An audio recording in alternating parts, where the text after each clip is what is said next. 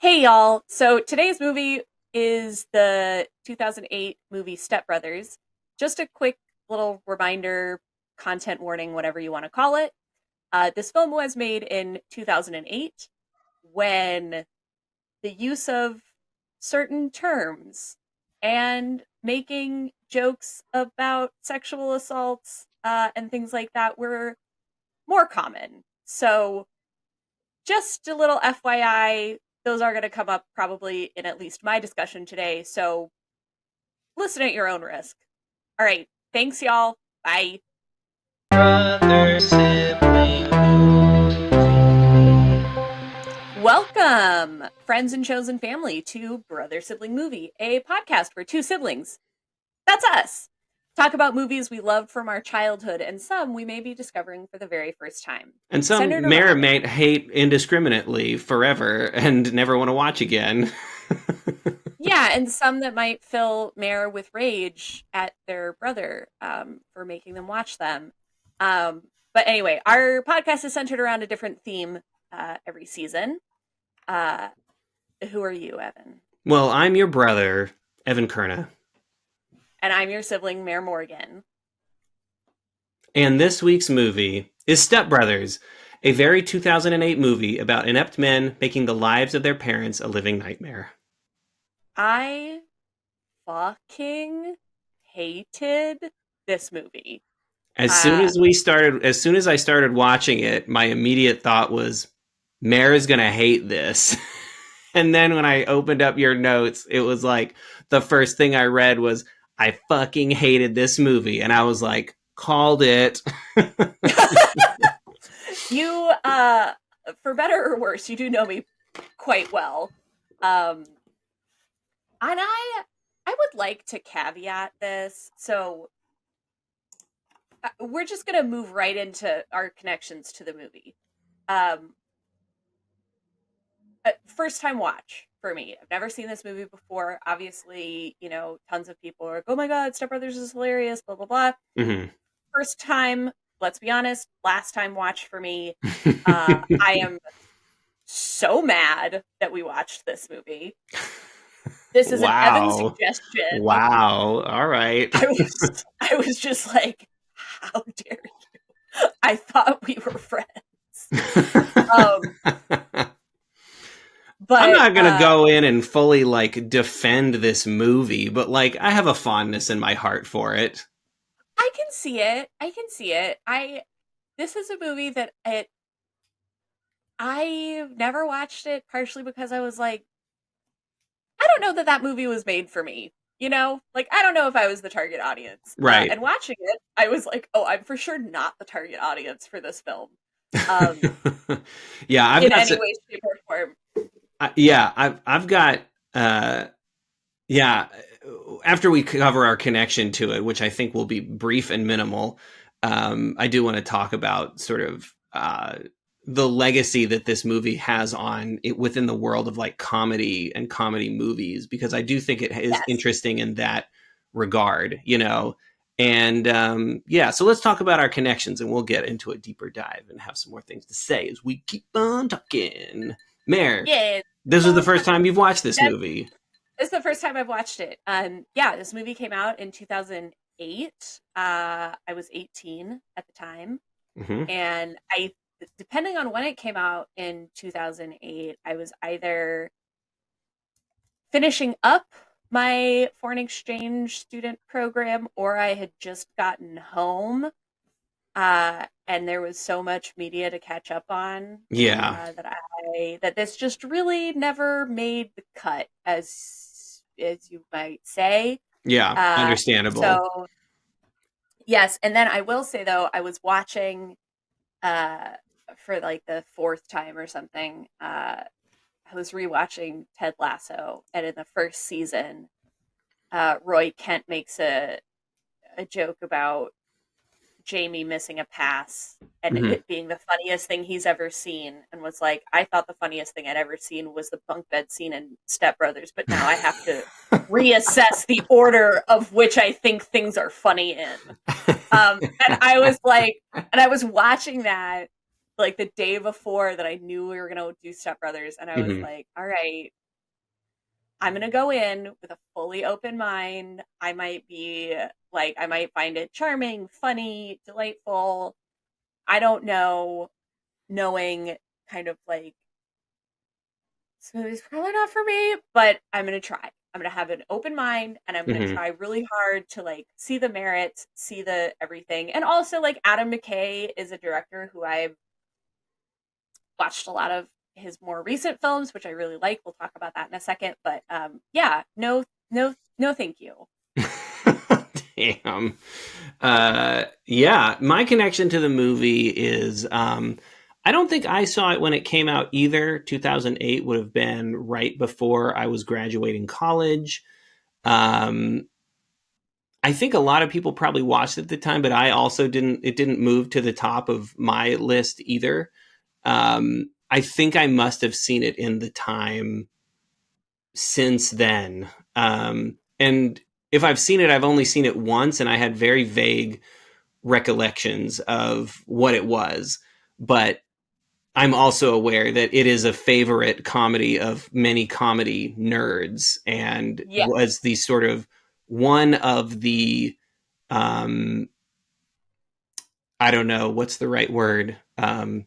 I keep on having big vocabulary words for these things that I'll be using to describe a very, very dumb comedy movie. But it was one of the progenitors, right, of the um, improvised comedy movie, of the fuck around and mhm. find the scene on the set Yeah, kind of movies. I mean, Knocked Up, you could argue, did it a little bit earlier, but Judd Apatow uses this technique in his movies as well. But Adam McKay really, it was his thing to almost to make movies almost entirely improvised.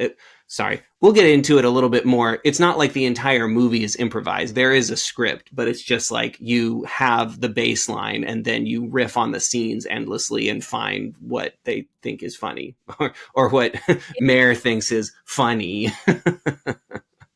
quotation marks heavily implied.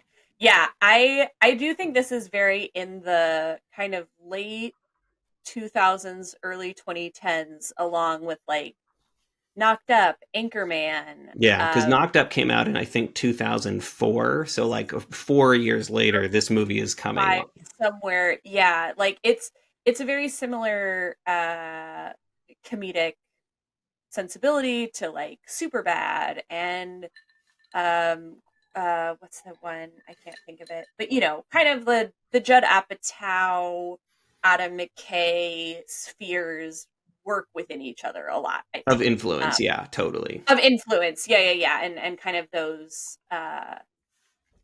yeah, sensibility is the only word I have.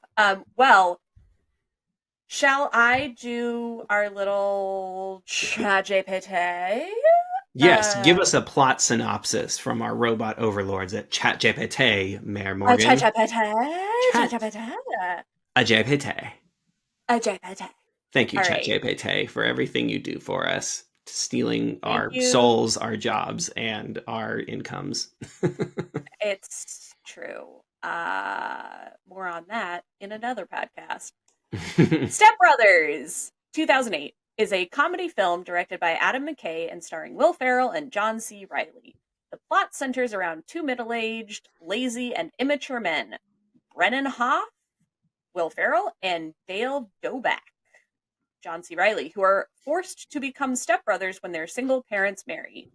Brennan, who is in his 40s and still living with his mother, and Dale, who is in his 40s and living with his father, both struggle with the idea of sharing a home.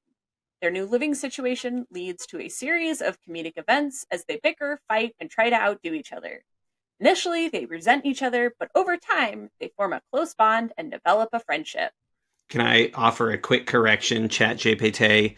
Um, Yes. Brennan is 39 and Dale is 40. All right, there we go. Get, Taken care get of. your get your shit together, ChatGPT. Yeah, Uh, learn a thing or their two. child, yeah, come on. Their childish antics create chaos for their parents, Nancy, played by Mary Steenburgen, and Robert, played by Richard Jenkins. But inevitably, they begin to mature. Hard correction on that. No, they don't. They get And jobs. They get jobs. kind of, and take responsibility for their actions. Also, hard. No, that's not what happens. Um, the film culminates in Brennan and Dale finding a way to become more productive in their lives with a mix of hilarious mishaps along the way. Strong disagree. The film is a fun exploration of adulthood, immaturity, and the absurdity of growing up. They're in their 40s. They've already grown up. It's filled with outrageous humor and memorable quotes. Okay, And Mayor, I would like, GPT. and to Chat GPT, I would like to know if you would like to offer your own plot summary, since it seems like you Yes, have a I lot to would. say about this. I would. I would like to offer my own plot summary because I was so mad. So then I was like, what's my plot summary? Here's my plot summary. Step Brothers is the story of Dale and Brennan, two 40-year-old, 39 and 40 respectively, year old men, man babies, whose worlds collide when their parents marry each other. These two dingbats go through their lives with the emotional intelligence and personal responsibility of toddlers. Hijinks ensue over the course of the movie, and it culminates with adults beating up children. If you're worried, One of the greatest scenes in the whole movie. if you're worried that there aren't enough rape jokes, R words, or F slurs, don't worry. There are plenty for the whole family. Mhm. End Mayor's plot description of this fucking movie. I hated it. I hated it so much. Let's go. I would say it's a movie about Adam McKay, John C. Reilly, and Will Ferrell working out their childhood traumas on screen. I mean, sure, Because that's fair. they grew up getting called the F word and the R word and all of the words, Yes, like, I know. And like, it maybe was funny in 2008, but I was just like, first of all, these things were never funny, and it was never cool. Don't do that. But if anybody really wants to know all of the things I think, I'll make my notes on the film public. It made me so mad. There's a lot of things in all caps. well, yeah, I, well, I now I don't Evan, know what I'm gonna say. I fucking thought this movie was hilarious and didn't love every minute of it, but there are standout scenes that I think are legendary comedy look, moments that will stand the test of time. Not that the whole movie I is great by any stretch of the imagination. I think I am not going to deny there are some very funny scenes. There's some iconic quotes. They're like Kathryn Hahn steals the show. And I was just like, God damn it, 2008, you're coming back. Oh, you're coming back for me. Yeah. But you know what, Evan? I love you and I respect your opinions. So let's do this. Well, I don't know what the hell I'm going to talk about. I don't want the entire world to cancel me now that you've made your opinions clear, but I will try to be as honest and truthful about my opinions about this movie as I possibly can. This uh this is such a great moment. Oh, we didn't say what the season theme was. The season's theme is siblings. Season two's theme is siblings. Indeed. Sibling movies about siblings. Um and I definitely was like, Evan's gonna know that I fucking hated this movie, and he's gonna enjoy the fact that I hated it. And yeah, but also I think I you thought I know would. I thought I would enjoy the fact that you hated it, but I'm growing more and more uncomfortable with it. So I don't like that you hate it now. It's making me very uncomfortable. oh no. So I've done a hard Oh pivot as no. soon as we actually started talking about it. Oh, good, good, good, good. Well, hopefully this will be funny, and I'm not gonna like drag anybody down. But let's maybe start talking a little bit about Adam McKay, the director of this film. Adam McKay and Will Ferrell met working on SNL. I believe Adam McKay was a writer on Ooh. SNL, and Will Ferrell, obviously, one of the most famous SNL cast members of Yep. all time. So they met during that time. This movie is highly influential in terms of like the careers and trajectories of all three of those men. Adam McKay, the director, writer, director, Will Ferrell, and John C. Reilly, who both star in the movie, because they would go on to do many other things. Um,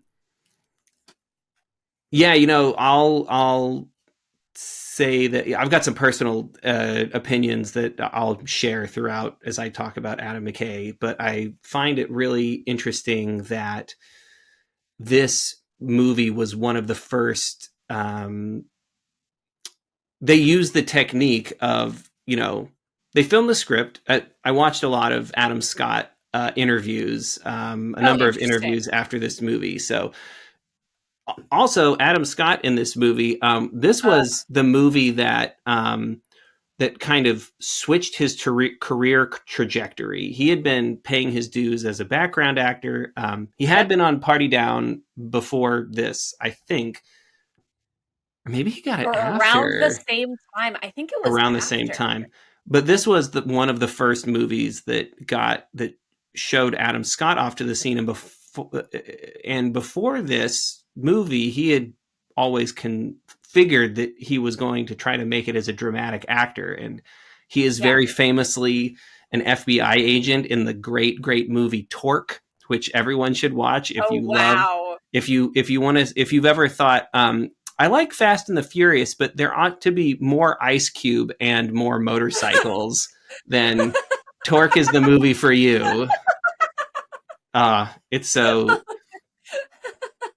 And honestly, I'm going to take a quick sidebar here and say I think this is where Mare and I's movie taste differs, because It I is. love watching bad movies, because bad movies to me are like fuel to my fire. They make me so happy because people worked so hard on them and were trying to make something good, and they just came out so bad.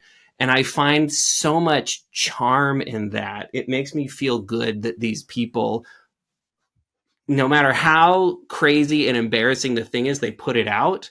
And there is kind of like and especially if they put their the feet forward and like commit to what it is. I love it when something is just so batshit crazy that like it just is completely going off the rails, and it makes me laugh because it's a sort of like self protection thing, right? Because every filmmaker, every person who's making art in the world worries that the thing that they're making is bad. There's a little voice at the back of your head that's saying like, you aren't worth shit. This is going to be a horrible piece of trash. Like, Right. you've got no Flop. taste, blah, blah, blah. And so, like, when I see people unabashedly putting stuff out there that is insane and just like technically bad, but like has so much like heart and energy behind it, like, I just can't help it. I love that stuff. And I think Meredith does not like movies that are bad, technically speaking. I I think I don't like them in the same way that you like them, because I think that there is a. This might be a film student thing, because me and my I was buddies would gonna have like say. bad movie night, where we would watch like the Super Mario Brothers movie, not the new one, Oh the old man. one Oh with, man. and Yep. we would just laugh our asses off at just like how at the crazy decisions they made, and it's like people spent millions of dollars on this, See. and same with this movie. Like, people spent millions Yeah. of dollars on this, and I'm just so happy that dumb, idiotic things like this exist in the world, because like, what are we doing? Like, the whole world is a trash fire and idiotic, and like everything doesn't have to be like highfalutin and elitist. Some things can just be stupid, and that's good. I am on the side of stupidity in this world. I love that. And it's such a funny thing because I'm a big believer in the it was an art movement in the late 1800s called the aesthetic movement, which was basically art doesn't have to mean anything. It can just be beautiful. And Right. beauty for beauty's sake is is valid and is valuable, Yeah. right? Like So I'm part of it's the funny movement. It doesn't have to be meaningful. It just has to be stupid. right. And I Stupid things think can exist too. stupid things can exist too. And there's a lot of media and a lot of like movies, TV shows, whatever, that I do like, and they're just kind of dumb, and you just are like, but this is really enjoyable and it's nice. I think this like particular film, it was just difficult to watch inept white men in their 40s like fail up, Yeah. and It it was a made me totally different so mad. it was I get it. It was a totally it was a totally different time. I get that it like It wasn't was, okay, yes. but it's also like I don't know. Like I get it. You're not supposed to take these movies very seriously, but I get the frustration with this, you know. I do think that there is, and I think this is, look, I'll be honest, like this is a problem that I had with Will Ferrell for a long time. Like I Mm, didn't like Will Ferrell for a long time, yeah. right? I was not on his wavelength. I just thought he was being, and to be fair, like we didn't have TV in the 90s, so I wasn't like watching him all the time on SNL. So I didn't know Yeah. Cowbell. I didn't know these things until after the fact, right? I learned about these things later. Um, and also to be fair, I didn't watch like Elf when it came out. Elf Yeah. Elf is a classic, and y'all can Another shoot movie me I've if never you seen. Elf is good. Elf is good. It is a Christmas classic, in my opinion. Great. I And love it. but it does hinge on the Will Ferrell thing, right? Like a tall, Mm. buffoonish guy being a buffoon and being clueless, right? And for the longest time, I didn't connect with that. I like didn't see what it was funny. I didn't think there was anything clever about it. Um, I think Anchorman changed my mind. Something about Anchorman. Ooh, wait, was Anchorman directed by? Anchorman was directed by Adam McKay as well. And I Ah, think so it was an this would have been the actor. first. Yes. Okay, so this was probably the first movie that they did together. Step Anchorman. That Brothers? makes more sense. Wait, which one was first? Anchorman or Step Brothers? Anchorman. Anchorman. Oh, I thought Anchorman came after Step Brothers. Hmm. Um, No, Anchorman is yeah. 2004. And Anchorman changed my mind because, again, Anchorman is about something. I mean, it is about inept men being idiots at a time, but it's also, in a roundabout way, it's using the idiotic comedy genre to try to say something about, to it's not trying to say anything, but it's like getting at a point about gender equality in the workplace, right? It's like trying to slip That in. It's trying to slip in just a dollop of medicine and get it and talk about something without while still being a dumb comedy, you know. And that's been Adam McKay's thing his whole career up until recently, maybe. okay. So that I think is the reason that I don't like this movie. Right. Because Anchorman is very funny and like it's just as stupid, just as dumb, whatever. But you get the sense that there is sort of like a satirical edge to it of like, do you see how dumb these men are and like how sexist they are and all of this stuff? And in a lot of Adam McKay's like later films, I mean, he did like Vice, The Big Short, Mm-hmm. um, the other one that I'm Don't Look Up. blanking, Don't Look Up. He's done these other movies that have very comedic elements and that are Yeah, he's using a smart comedy. guy. He's a smart guy. He's very smart, and he blends like very serious topics with like we can all see how absurd this is, right? Like Mm-hmm. we're on the same page that this is crazy and that like our country is fucked up on like a fundamental level. Yeah. Um and he blends that very well. And I think the thing that I don't fucking like about Step Brothers is that I'm like, there's no message. Right. There's nothing And that's exactly what underpinning it. I love about it. It's just like See, this doesn't have to exist for any other reason than to just be stupid and like let stupid things exist. right. And that is when I get mad. Because I'm like, God fucking damn it, you're gonna go to like all of this effort, you're gonna spend all this money, you're gonna waste all of these like highly skilled people's time.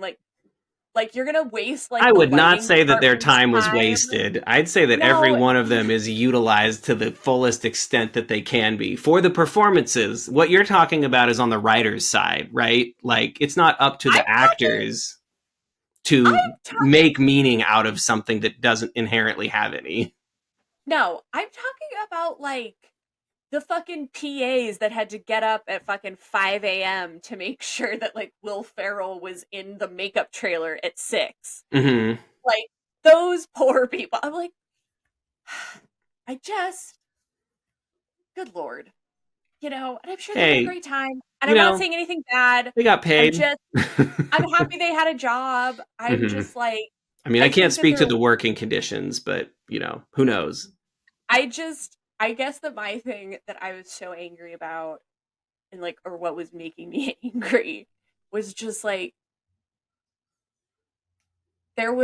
I felt like there's such an opportunity here to be like, this is fucked. And like, what mechanisms exist in our American society to just like allow these types of people to coast, and like how can you fucking exist in this world and be like Well, so inept and so unaware? well, And that was the thing that made me mad. That was it. And totally.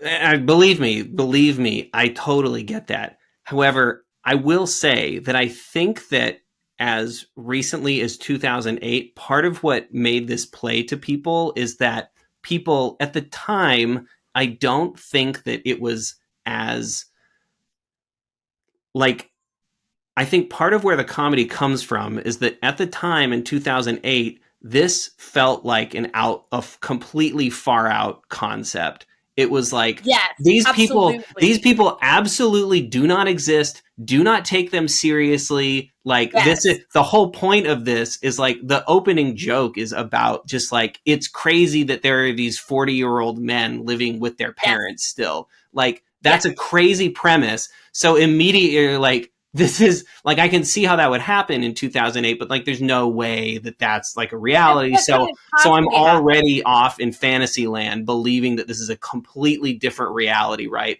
Whereas nowadays it feels way like these in the course of nearly 20 years that has elapsed since then. What are we at? Yeah. 17 years since this movie came 17 out. years. It has become Yeah. more of a reality that people like this actually exist and that they are actually still have influence on society. So I totally get it. Like, these days, it's like, this is like, we shouldn't be endorsing this behavior. But back then, it was so out there to even think that these people would exist in a real way that it was like that you could project yourself out into this world of like, all right, this is ridiculous. These men are going to be doing ridiculous things. This is an opportunity for all of these actors to fuck around and like make scenes funny and like, act to. Yes. So it's Actually, like there's a funny thing where it's like, okay, it's like these 40-year-old men acting like 13-year-olds, and it's like I get it. Like, at one time that was funny, but now we see 40 and 50 and 60-year-old men acting like the 13-year-olds just as childishly, taking over our government and ruining the hallmarks of democracy. So I get why it's not as funny by today's standards. and I think, you know what, Evan? I think you've just brought it to the heart of the matter that I need to get in the way, way back machine and not be Mhm. a 34-year-old person. And I Mhm. need to be an 18-year-old person. And I Mhm. need to be in 2008. I need to be back in that mindset when like there was a economic recession. We did not have white nationalists running the government. We didn't have an oligarchy that was in power. Like Obama was in charge of things, and like, was he a perfect president? Absolutely not. But was he trying to dismantle the mechanisms of government? No, he wasn't. There wasn't the thing of like dudes on 4chan and all of that. So Right. I'm I am gonna try really hard to And we roll it were, back. yeah. And like, I'm I gonna get try it. to It roll was, it back. yeah. And look, I'm not trying to say, because I get it. Like the use of the R word, the use of the F, the bad F word. F There's slur. another F The word F that isn't slur. in my thinking bad, which we say all Um, the time on this podcast. Fuck. Like, what am I talking yeah, about? I should say it out loud. we're not talking about fuck, we're talking about a bundle of sticks, if you will. Right. Um, oh shoot, what was my point I was going to make? In 2008, I'm going to postulate that, okay, so also for context, this came out in 2008. It But must it have was been a written. summer movie, I'm assuming. The 2008 election would have been happening in November of that year, and Obama wouldn't have been coming into office until the beginning of It would have been 2009. So Bush. George W. Bush. Bush was still the president. And the movie even opens with a line from George W. Bush, which goes something like, Yeah. the lives of American families is the backbone on which wings are made dreams, or something stupid like that. And then it's Something like fucking actual George Bush quote, which again is a indication of where Adam McKay's career is headed, right? Like he is, absolutely. since his entire career has hinged on making dumb things, but also trying to steer them towards a politically cogent message about people in power who are being stupid idiots, right? Yes. Yes. And for this particular subject matter, maybe the only arena that he could uh, include something like that in was a quote from an actual quote from George W. Bush at the beginning of this movie. Um, but yeah, in 2008, I'm going to make the argument that we were still kind of like, again, we were not nearly as like, Facebook came out in 2004, so we had it for a while by then, but it was Yep. like ramping. It didn't become the monster that it is these days. We were still living, and again, I get it. We were in at the end of the second term of George W. Bush, so it was we had gone through a lot at that time. 9/11 had happened, but we were still in some ways living in the afterglow of the 90s, where we had sort of, 100%. where there was this kind of like sense, and again, I do think that that ended with in 2001 when 9/11 happened, Yeah. but I do think that we were still basking in the afterglow of this belief in our country that there was a that we could go back to what we perceive, at least what I perceived as a child in the 90s, which was that diversity, whoa, diversity was like, you know, necessary and people were interested in it. There was a interest in sort of in slow, understandably not enough, but slowly bringing LGBTQ people into things, bringing, you know, racially, bringing more diverse hires into the world. There was a kind of like inclusiveness that that we had grown up believing in from the media that we imbibed in the 90s. Yeah. It wasn't totally Yeah. true, but we believed it because of what media was representing to us, right? And I do think that we were still living in the afterglow of that, even as late as 2008, when a movie, again, this is just more to my point of like, I think that people at the time watching this were not taking it so seriously and being like, this is crazy, like these people like don't exist, and we're just going to watch some idiots be idiots for a while and like hope that they get their act together, you know? So Right. I totally think that that is true of where like the kind of current reality and state of our world is like, hey, you might be 35 or 40 and like living with your parents because of like economic and financial reasons, right? Like mhm. you might whatever. But yeah, this sort of like, and I think it was also the thing of like we thought in 2008, surely the people that are just like inept, immature white dudes Hmm. who have had every privilege laid at their feet, Yeah. basically, and they've just refused them. Yeah. Surely those are never going to be the people that are in power. Right. But Right. that Well, in we did have George February, W. Bush, which at the time seemed like the worst that we could possibly do. seemed the worst. What I would give for George W. Bush to be Ugh, president right now. I mean, it would be so great. A sentence I never thought I would say, but I it feels know. so real right now. To be fair, Um, it would still be bad. It would still be bad, it would still be but it wouldn't bad. be a complete undoing of our system of government and the threads that keep this country in some semblance of order. It wouldn't be 19-year-olds having full like access to military personnel records, for example, or whatever. Exactly. George W. Um, Bush was also fascistic in a lot of ways, and in a lot of his ways. foreign policy was awful.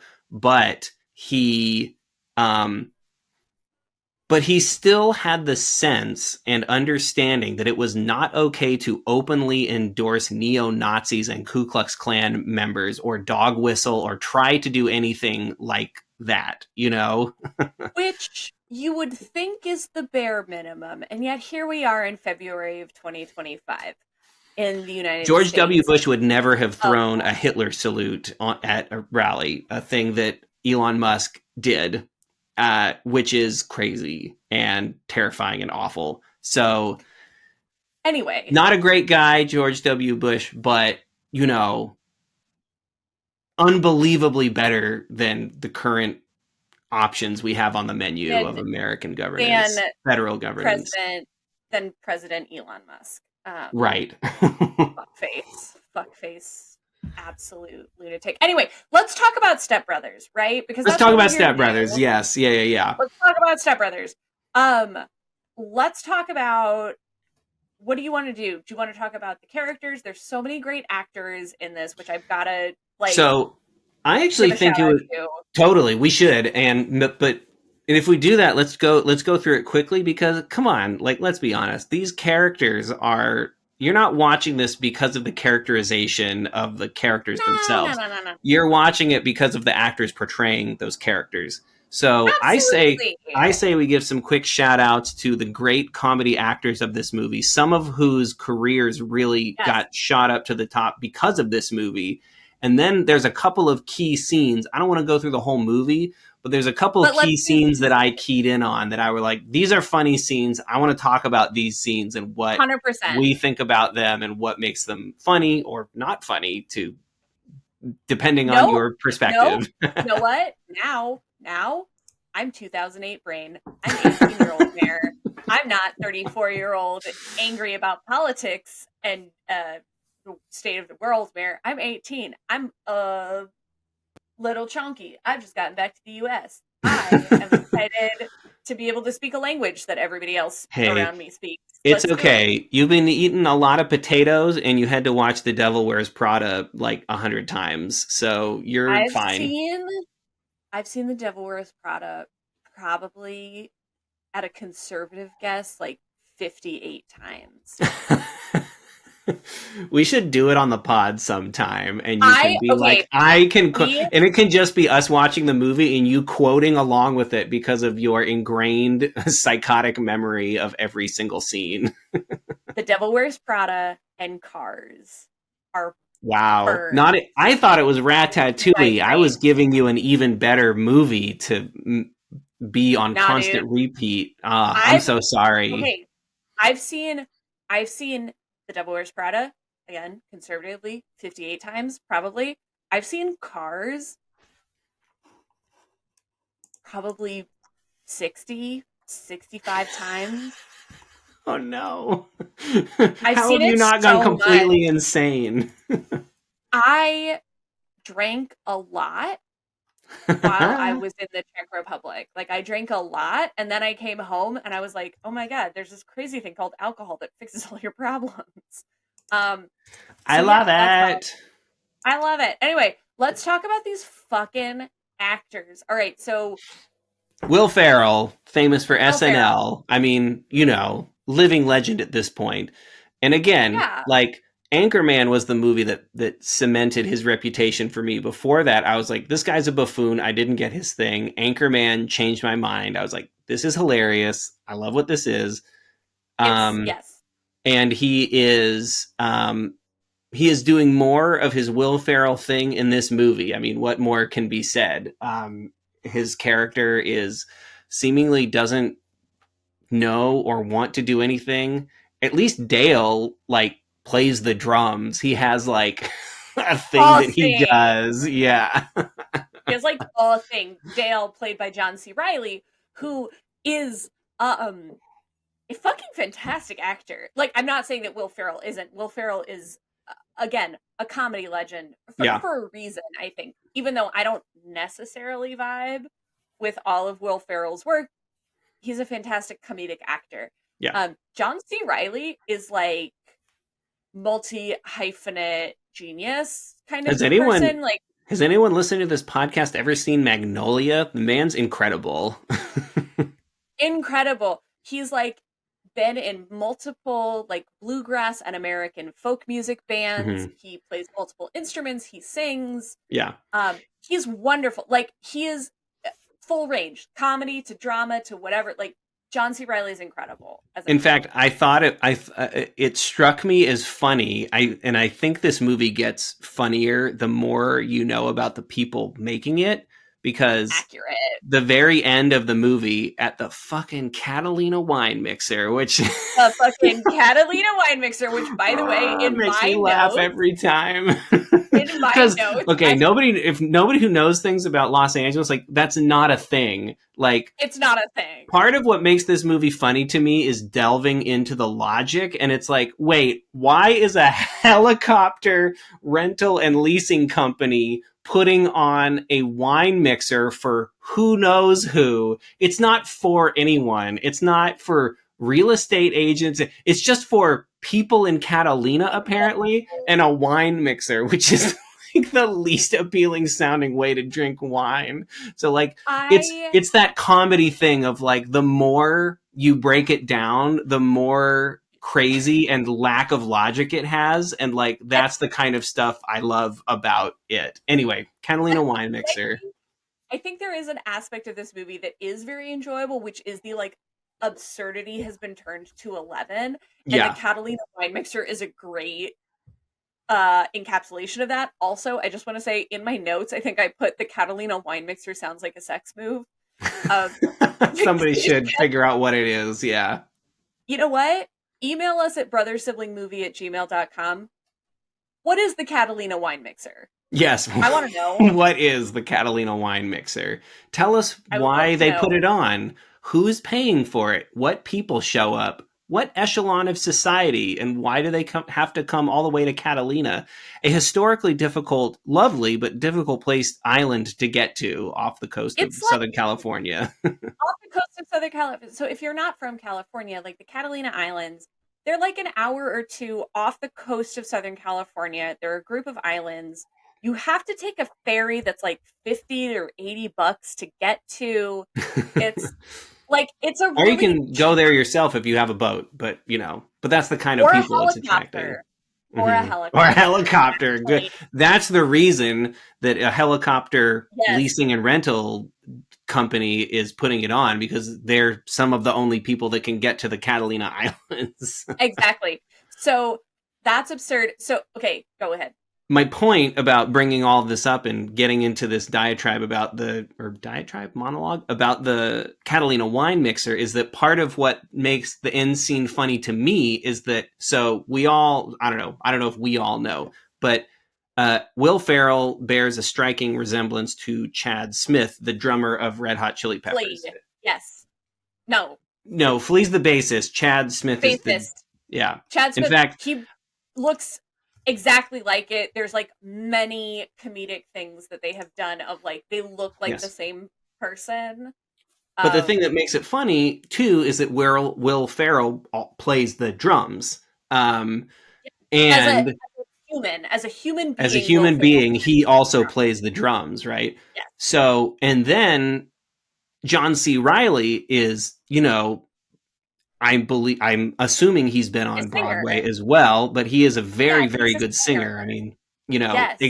citation needed. See Walk Hard. See Chicago. See it's X movies His he's been in many where he's sung bands. and has an incredible voice, right? So to me, it's very funny at the end when when the band, the 80s again. This is like He's Billy this is Joel. this This is is the most it's absurd.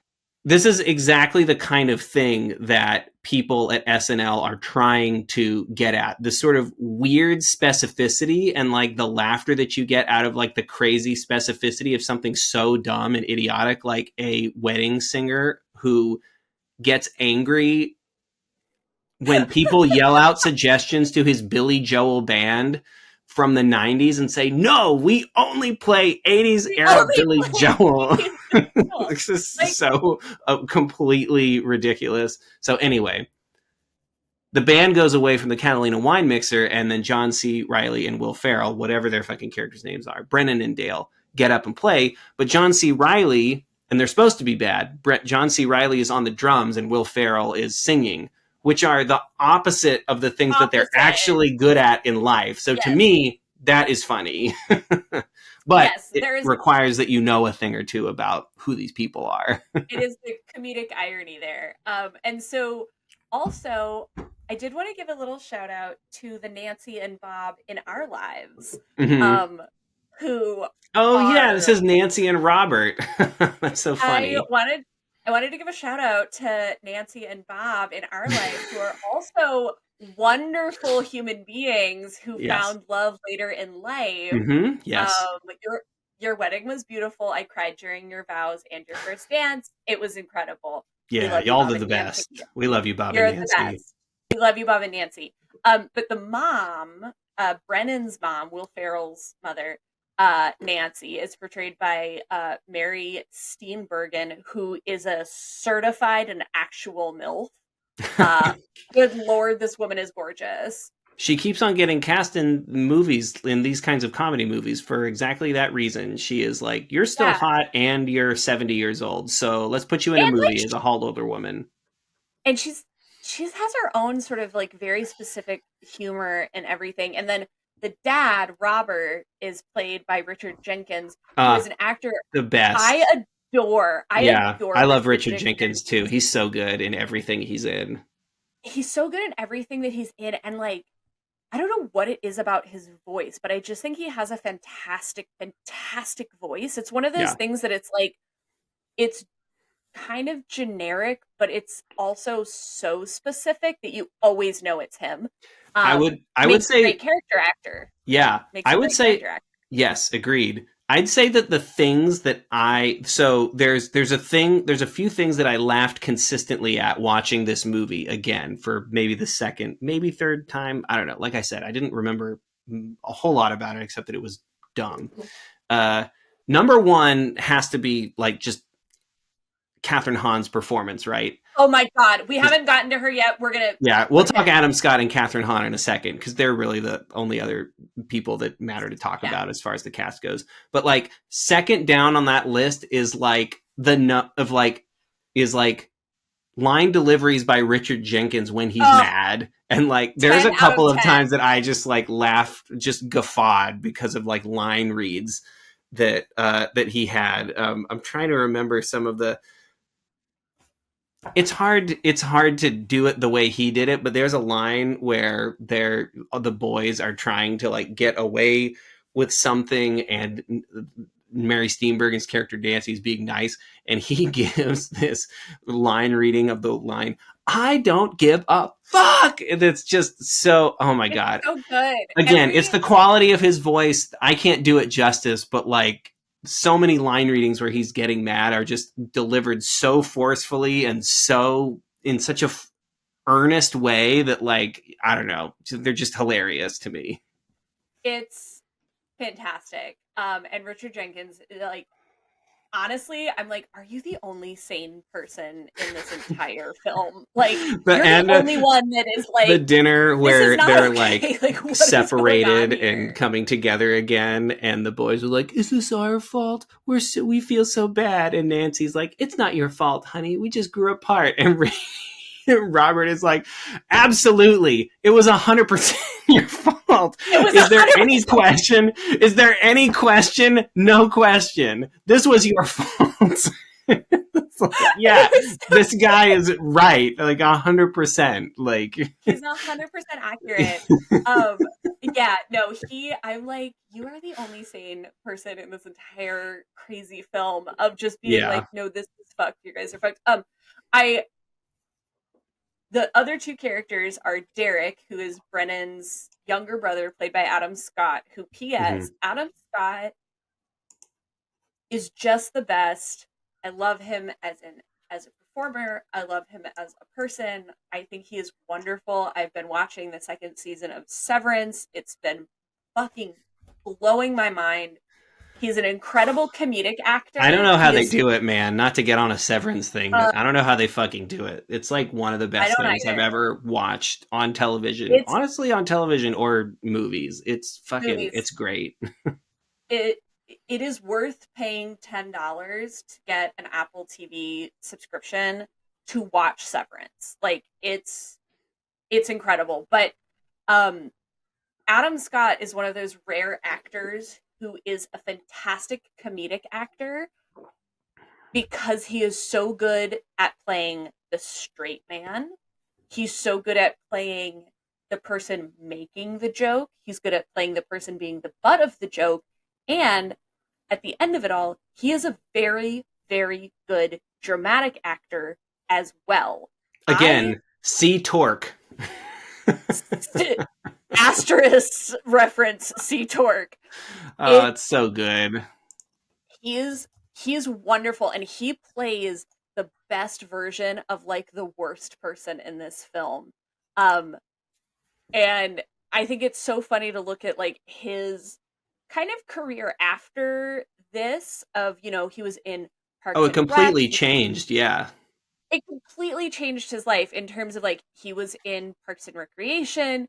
He was in the Good Place. Like he's been in so, and obviously now like Severance, he's been in a number of like great dramatic kind of role movies, but And if he's my he, timing is correct, then he must have had Party Down after doing this he had movie, Party which Down would make, after this. yeah, which was like the It's thing that introduced him as a funny quote unquote lead man. It was an ensemble show, but like, but like uh, kind of that energy, and he has one of those things where like he's obviously like I've watched a lot of interviews with him, and I've watched a mhm, lot of stuff of him talking, and like obviously like I don't know what's real and what's fake. I don't know the man personally, right. but I'm like, you seem like such a lovely person. Like you generally seem like somebody who's like well adjusted and like likes their life and kind of keeps it down low while you're still a celebrity, whatever. um but he's so good at playing assholes.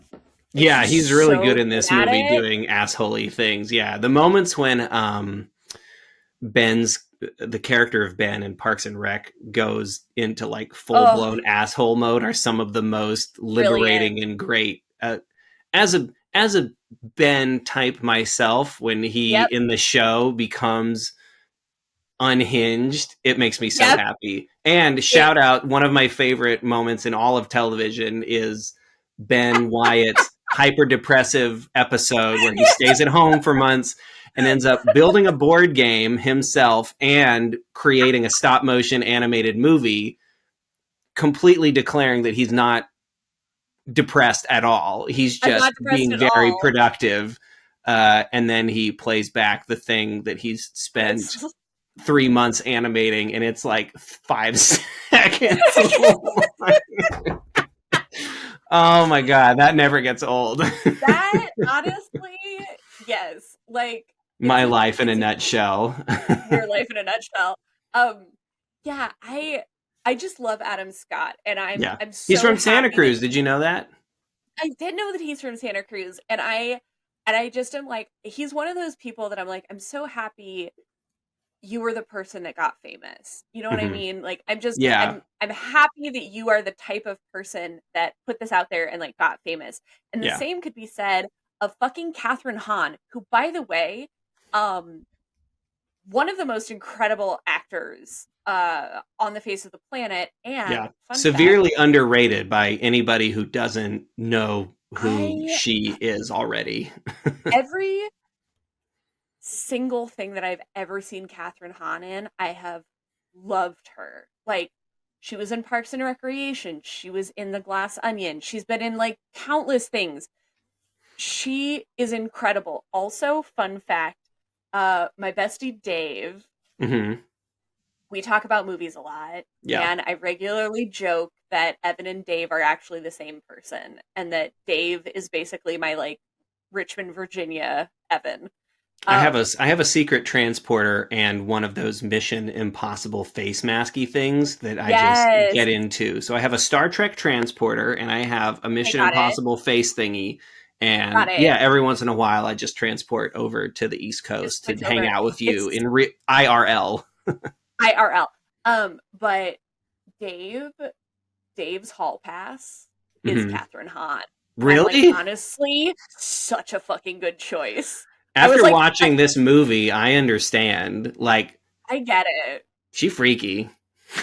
She plays, and so she plays Adam Scott's wife. Wife. Yeah. Kind of this like stereotypical put upon like Los Angeles housewife who's Repressed. repressed and very unhappy. And she comes to every scene at 150%. Uh, Um, she she brings. steals Uh, she steals every single scene that she is in. She is so fucking funny. I don't. Another I don't think that it's. SNL another SNL alum. Oh yeah. Okay. There you go. Yeah, Yeah. she's so fucking funny.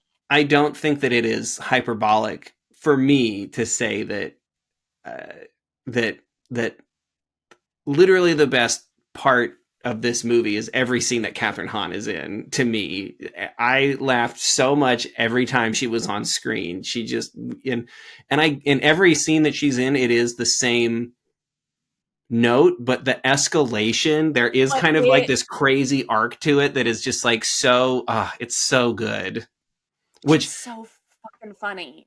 Like yeah, she's she's so fucking funny is the yeah. thing. And it, she's another actor that like I've seen in comedic roles, I've seen in dramatic roles. Like I personally think not being an actor, not being in that side of things, um just me personally, it is way easier to make people laugh than it is to make them cry. Hmm. Um but I think that often there's this thinking that like, oh, if you're a comedic actor, like you kind of get written off for these like more like quote unquote serious roles or whatever. Hmm. But it's like being a comedian is really hard actually because like getting people to laugh takes a lot of awareness of like who you're talking to and what you're doing and your facial expressions and your body language and your intonation and like you have to be like very aware of all of that stuff to make people laugh to like elicit a funny reaction. Yeah, And I personally think it's the hardest job I in think it's entertainment. hard.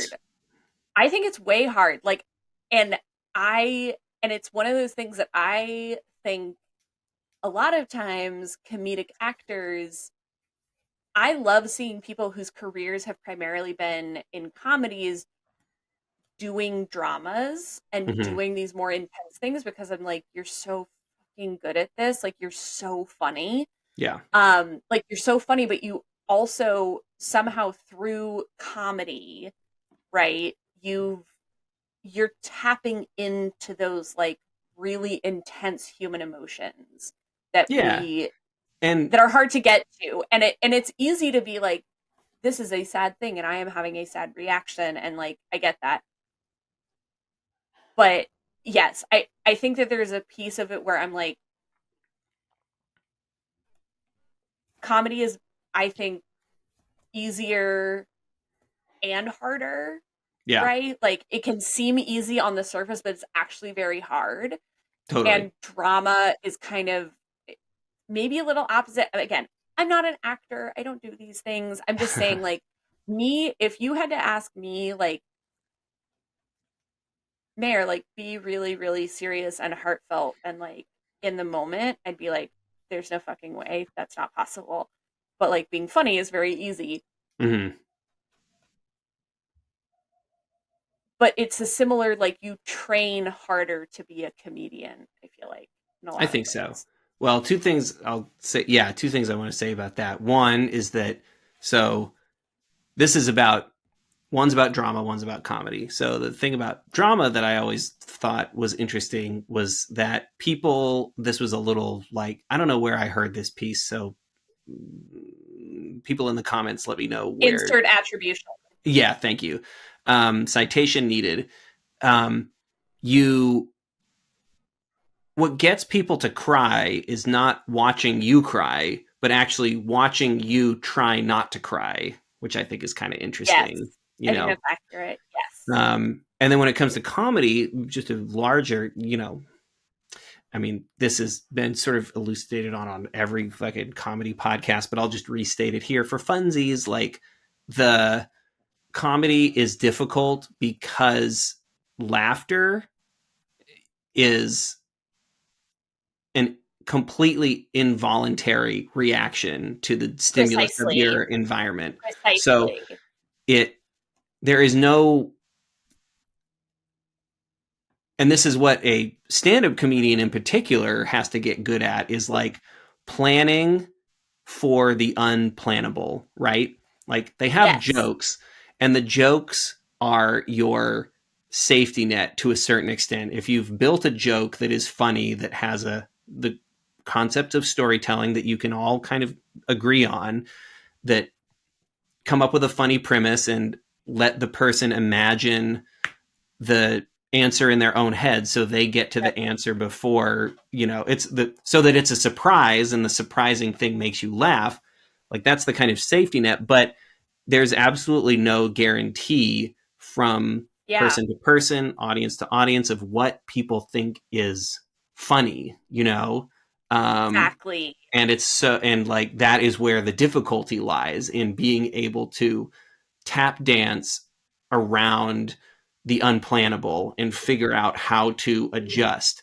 And it is the man, if you want a really good depressing thing to watch the um uh documentary from, God, it must have come out like, it must have come out 20 years ago at this point, but produced by Jerry Seinfeld, called Comedian. It's not funny at all. It's It is not funny. whew, it's a rough one. Yeah, it is.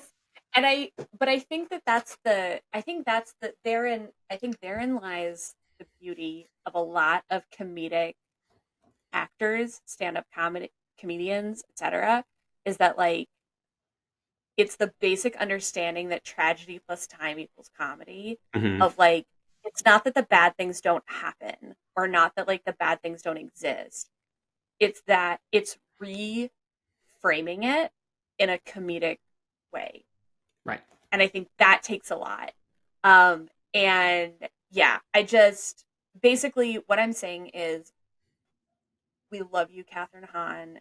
You are fucking phenomenal in this movie. Like, Yes.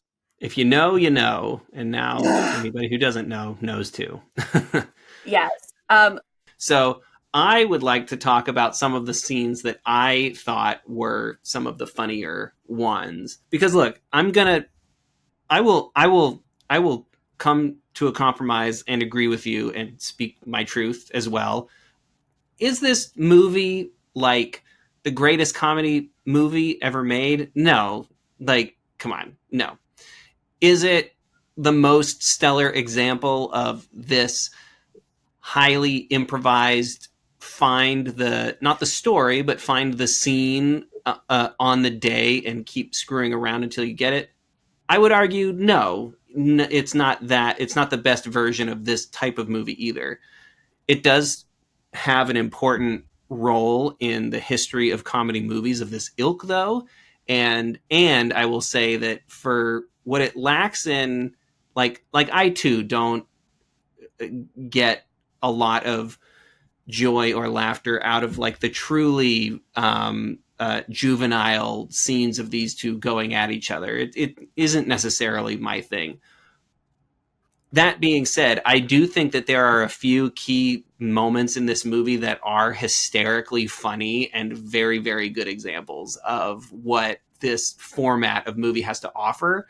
And as far as I'm concerned, I know this was not the first movie that Adam McKay and Will Ferrell did, but it feels like training wheels, especially for Adam McKay, for what was going to Mm-hmm. come later in things that maybe you might consider more serious or whatever.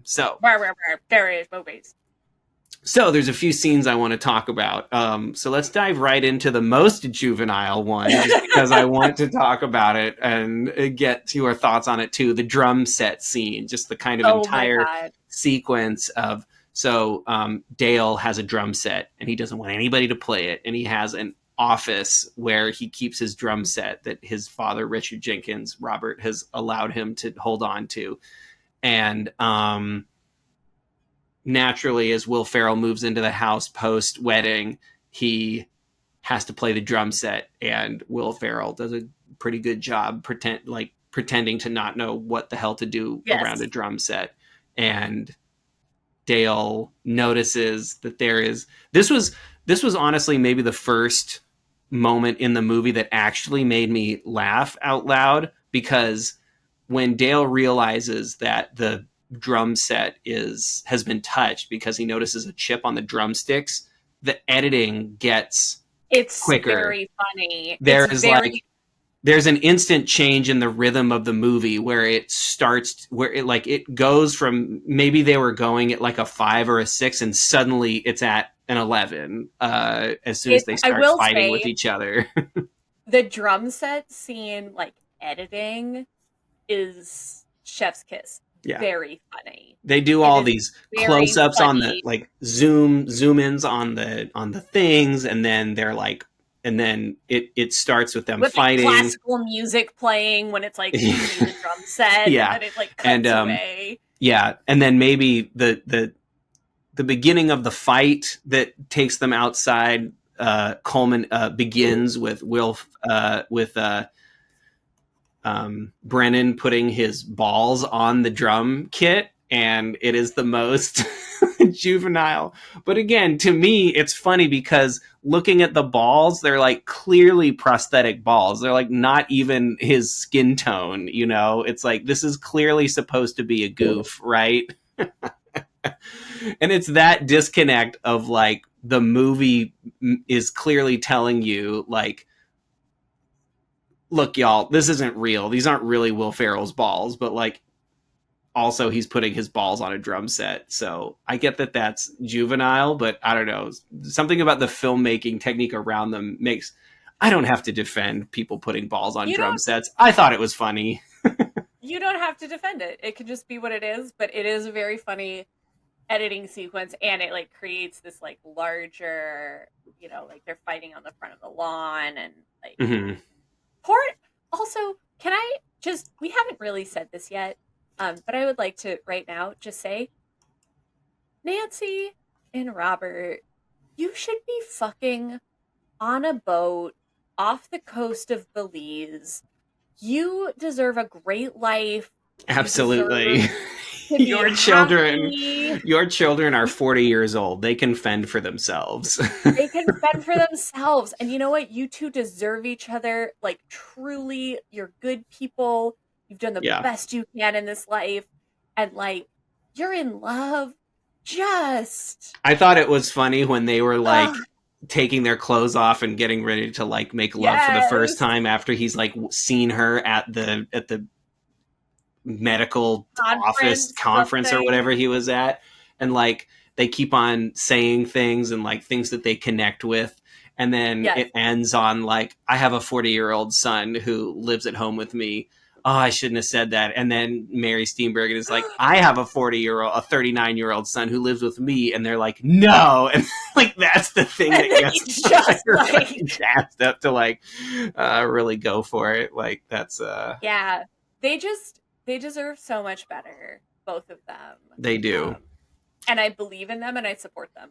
Yes. But yes, the drum kit scene is very funny. Speaking of supporting a supportive family environment, let's talk about the Oh car my singing god, scene. with Derek, and it's Adam Scott and Madeline Hahn. Adam That would be Scott and great too. Kathryn Hahn. That would also be great. They're in the car, like going over For to dinner. Nancy's house for dinner, Oh and yeah, they're in Adam the Scott car. plays the younger brother of Yep, Nancy. So Brennan and younger brother of Will Ferrell Brennan. and Adam Scott are brothers. And Adam Scott is more successful by a long shot by all the By a metrics of country mile. success. Yeah, in business Yeah. anyway, not He so also much in just, his relationship. I was gonna say, in every scene that Adam Scott is in, he's giving big, like, I'm on coke energy. Yeah, Like, 100%. Yeah. So the scene is them driving, and Adam Scott's character has a whole situation. Derek is his name, where he's like, "All right, guys, take it from the top. We're gonna do it perfect this time." And then the whole family car, the kids in the back included, who are maybe 7 years old, bust into an yeah, a cappella family rendition of "Sweet Child of Mine" by Guns N' Roses, it's insane. often cited in many interviews with these people as one of the scenes that makes the most people laugh hysterically, and I would have to agree Yes, with them. I mean, it's great, fair.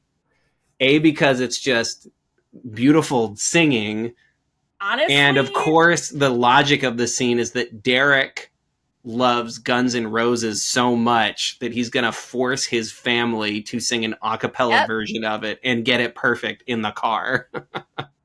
yes. And it just sets his character up as, like, a perfectionist asshole. Yeah, Like, because that's he keeps telling Alice, his wife, Kathryn Hahn, "You're flat. You're flat, yes, Alice. I told you." It's like you start getting the idea that she's not in a happy marriage at all. in any way, shape, or form. And it's very funny, and it does a good job of, like, setting up the character of being this, Mhm. like, very hyperbolic, like, over the top, kind of like, my family is perfect, everything is amazing, whatever.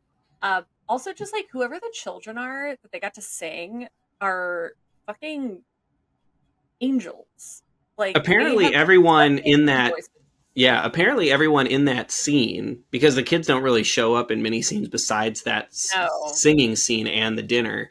Apparently, everybody else is actually singing. Adam Scott had a voice double that he was lip syncing to, since he has a lot of crazy high notes to whatever, and he Yes. himself described himself as not a singer. But yeah, there's a great interview where Kathryn Hahn is like, his lip syncing was incredible. I like had a hard time not believing that he wasn't singing when we were doing the scene together. I mean, there's also a cutaway at one point to, like, because the whole thing is that, like, oh, Brennan, Will Ferrell's character, is this, like, incredible singer, but he, like, never sings in front of people. He is not a good singer, by the way. Oh my god, But that's I'm sorry, this is the kind of stuff that does make me laugh. it's I this is the kind appreciate of more highfalutin, not highfalutin. I appreciate all kinds of comedy, and this one is just so fucking batshit.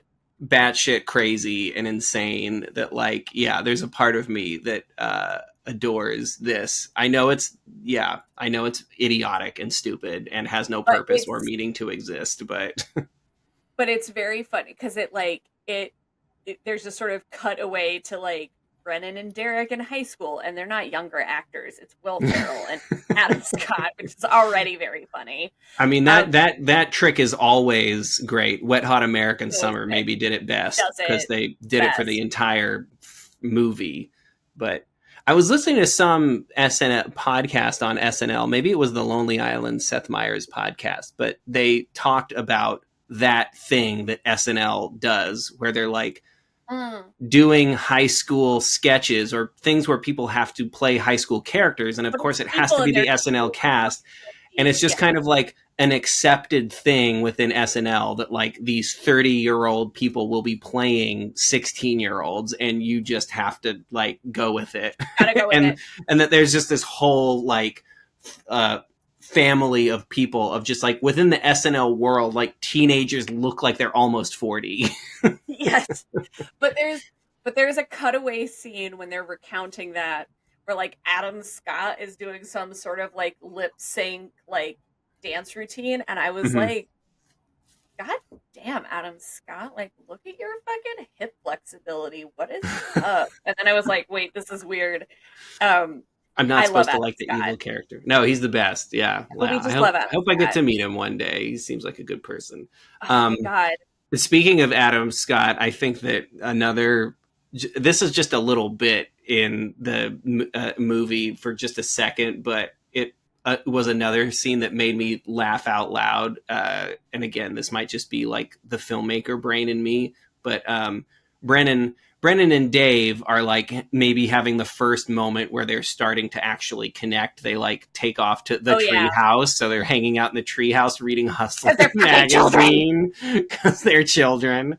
And they're connecting about that. And then Derek, Adam Scott's character, makes his way into the tree house and is like bragging about how cool he is and how successful he is. And then he's like, I haven't had a carb since 2004. And he does this thing where he lifts up his shirt to show them his abs, and it's just like a clear cutaway to some other jacked dude with a close-up of abs, and just like that kind of So not cutaway, him. 100% not him. Again, completely different skin tone, oiled up, Tan, tan. Yeah. oil, perfect abs. Like it's And not. then every time you cut back to like the medium shot of Adam Scott, it's just like he's not, he's you can't even see like a piece of his skin from like below that particular shot. So I don't know. No. That kind of obvious cutaway filmmaking in It's comedy very fun. always I mean, like, gets me. It's the equivalent of like what they called the gross up in Ren and Stimpy cartoons, where you just like get uh a close up of like a belly button, but it's like drawn with like so much detail to make it disgusting. This is the opposite of that though. His abs look incredible. they His look abs incredible. quotation marks. Quotation marks. Yeah, and I, oh my And then god, of course Dale punches Derek punches Derek in the face, after Dale has which has goaded him into it, and the two very brothers, well deserved. yes, the two stepbrothers connect over that. Now they both hate Derek. They have something in common. They have something in common, but also underlying all of this is Alice, Derek's wife, who becomes creepily and very sexually obsessed with Dale. She's In the like, "Did you fucking punch Dale?" He's like, "Oh, I didn't mean to." And she's like, "That turns me on so much." And she she's just like, starts rubbing up all over John C. Riley. and it's so fucking funny. And what is she has some line, it's like, I'm gonna roll you up into a little ball and stuff you inside of my vagina. And I'm like, what? Yeah, that one made me laugh out loud as well. Because she's so like You know what? I'm gonna she's jump. so intense. I'm gonna She's jump so ahead. intense. Most of the rest of her scenes are her encountering Dale and trying to essay him. Yes, although 100%. although Yes. there's definitely a bit of Dale that seems to be into it. He's just so inept about women and any And like sexual encounter at all everything. that he doesn't know what the hell's going on. But one of her lines from later on, when she's encountering him near the end of the movie, she sneaks up behind Dale in the bathroom and covers his eyes and says, "Oh, hi, my name is Jim. You want to suck my dick for money?" And then she's like, "Haha, just kidding, it's me." Oh my god. I was like, Kathryn Hahn, you're a fucking legend. Absolute legend. Like she's so here's the thing. Kathryn Hahn is like an objectively gorgeous woman. Like she's very hot. I Yeah. think, at least in my And opinion. she was Agatha all along. She was Agatha all along. But she is such a good physical comedian and literally just like leaves everything on the dance floor in Yeah. all of her scenes. Like she ate and left no crumbs, as some might say.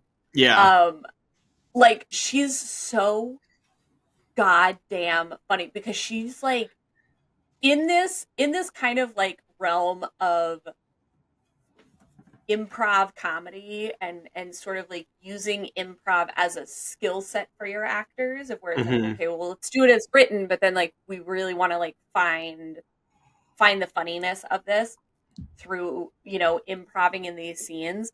I just feel like she showed up like 110% committed, Yeah. right? And it No, it shows. 100%. So she was like, I will do whatever, like I don't care how weird I look or how like gross this is or how like much of a fucking lunatic I look like She in this. tells a funny story in an interview clip that I found of her after watching this movie, where she describes her children were young when she made this movie, and this was an interview from when her children were maybe more teenage age, so maybe a few years ago, and she was describing how her son showed up at a party and they were watching Step Oh Brothers, no! and he just Oh turned no! around and left. I don't want to deal with this right now. I'm not gonna watch the scenes or talk with my friends about them. I'm just gonna I'm go.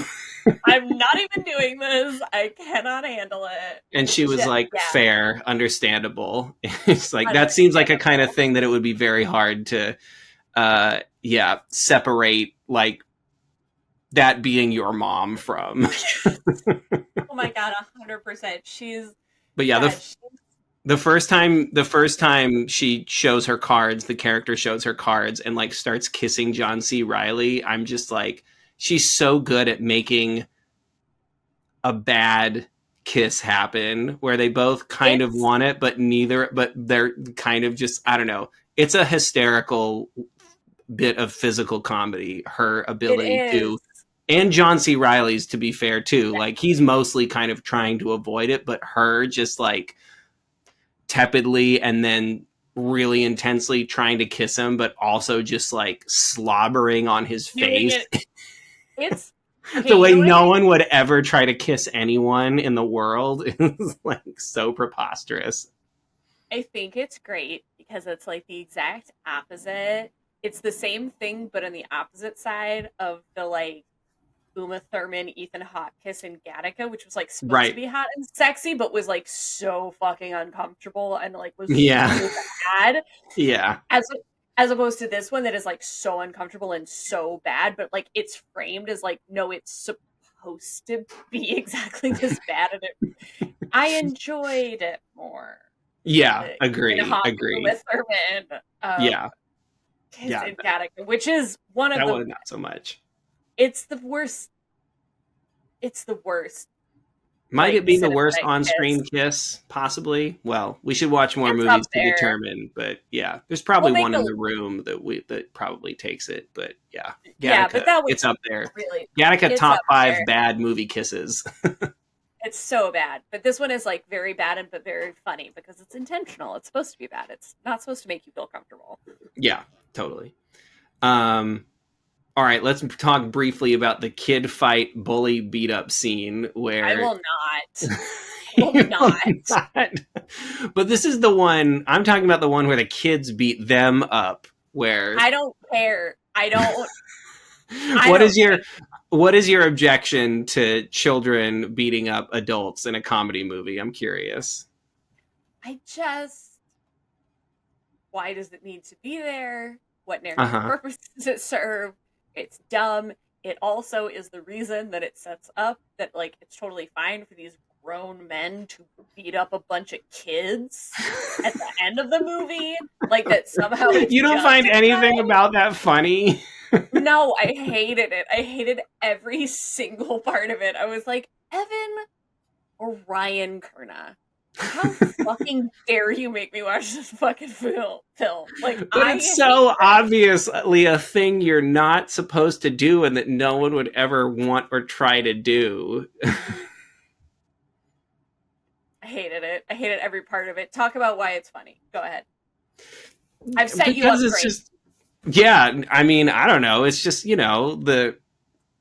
the adult men are scared of children, and then Will Ferrell is like, there's no way that these kids can pose a threat to us, and then they proceed to beat the living shit out of these old men in the schoolyard and like carry them around and kick them. I don't know. It's kids beating up old men, and then at the end they also comedically throw the children around, like, again, cutting away to things that must be rag dolls of dummy approximations of the children. I Well, still don't cricket's get over it. here, so Yeah, I still don't get it, but I'm happy that it made you laugh. I don't get it. I yes. I, let's talk about the bathroom sex nope. scene with Kathryn I'm not Hahn. sophisticated enough to understand She this has sex with comedy. John Of C. that. Reilly towards the end of the movie at the Catalina wine mixer, and it's Oh my another god. great piece of physical comedy from Kathryn Hahn. Yes, it is the worst sex scene I've ever seen in a movie. And again, that's why it's funny. They're not like trying to make it hot. They're trying to make it like the most like awkward, weird, uncomfortable situation. Mm-hmm. Um and I'm like, that can't have been satisfying for either of the participants. And also it's like There's a no way very that he could have entered her in any way based on the position of their bodies, which is always funny to me. I mean, yes, and I just think it was a great it was just one of those like amazing things where I was like, you're both very, very good physical comedians and very good at playing this off. And I'm like, Alice, babe, you as a character, how is that a satisfying sexual experience for you? Well, clearly the implication is that Derek is even less satisfying in the sack than that experience was for Which her, I right? cannot even imagine. Derek's just the worst. He got a lot of money and he's a dickhead, but that's about it.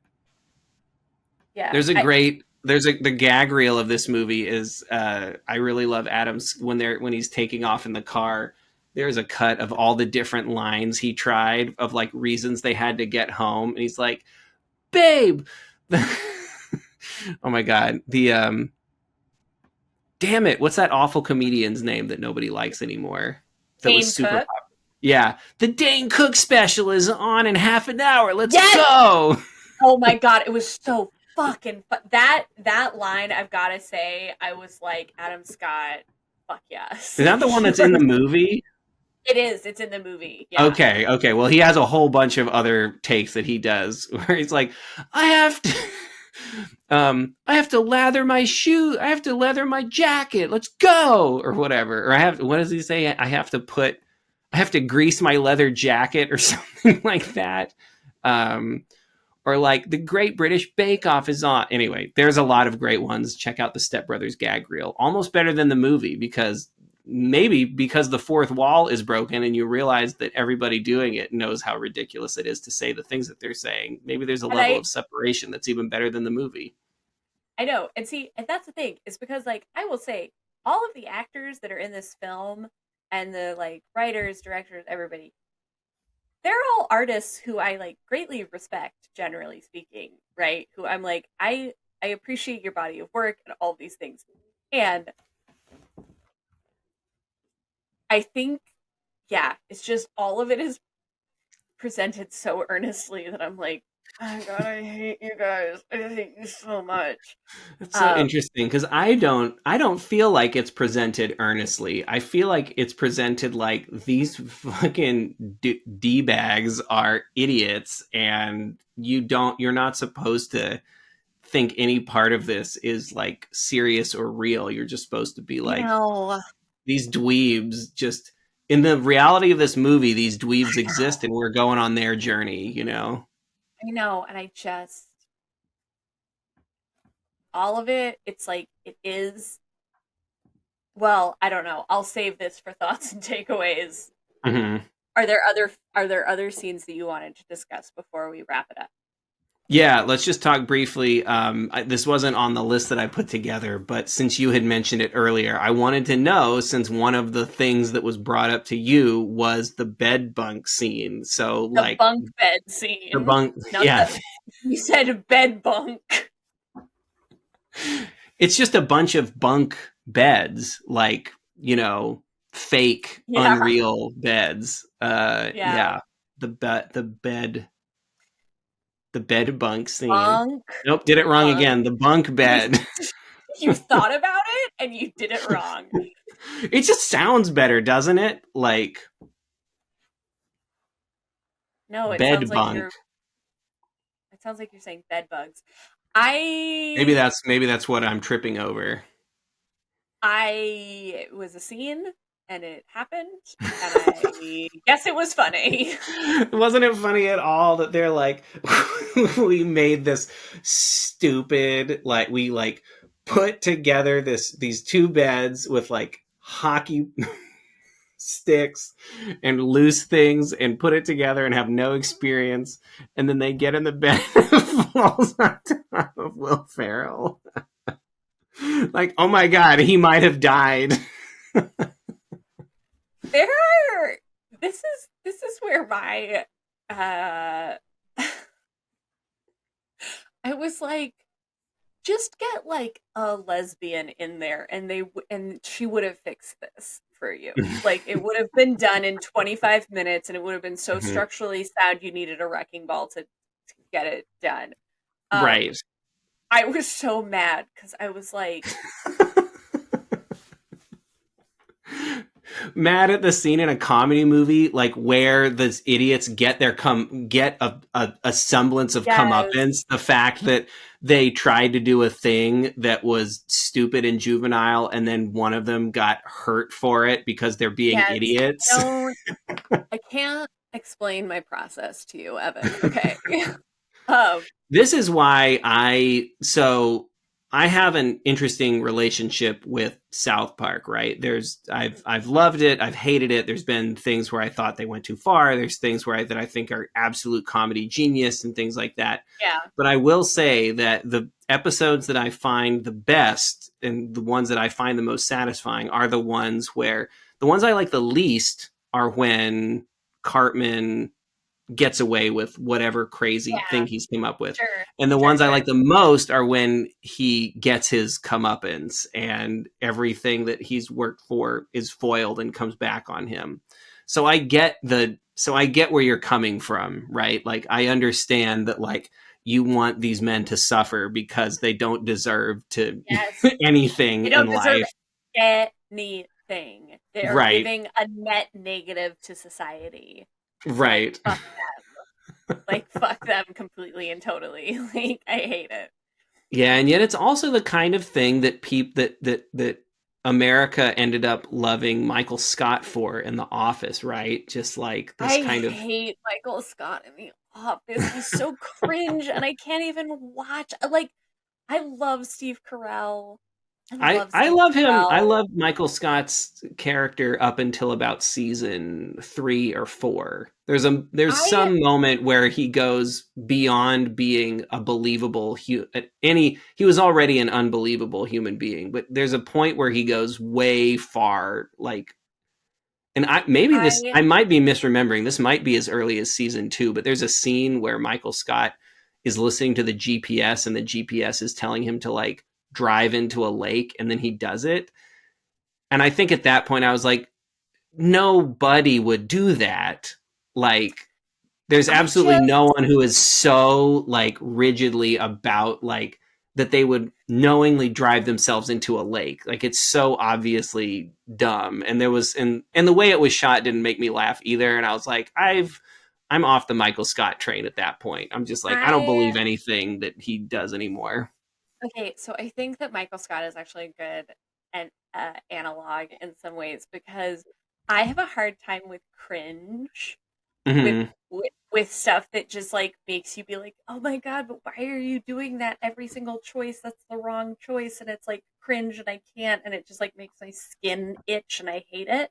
I And hear like you. that's I what. used to have a problem with that too, but somehow the older I've gotten, the Hmm. more I've gotten into it because I'm like, You know, whew. I Because it's one of those things of like, well, thank God I'm not like that. And I feel like nowadays I'm not like that. But maybe when I was oh younger, I was worried that I was doing that. And so it was like hard to oh watch because I interesting. was like, I think I am doing that and I'd like to stop. And now I'm like, Oh I'm confident that like I'm better than that. It's like a I'm better than that oh person kind of satisfaction, interesting. audience surrogate kind of See, situation. I have the thing of where when I see the super cringe and I Hmm. hate it and I like it's so like viscerally upsetting to me.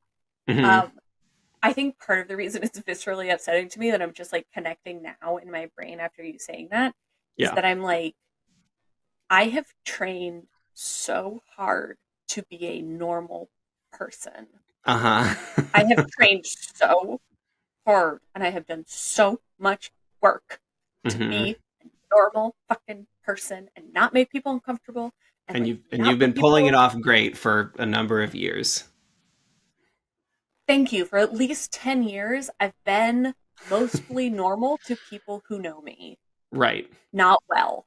Um,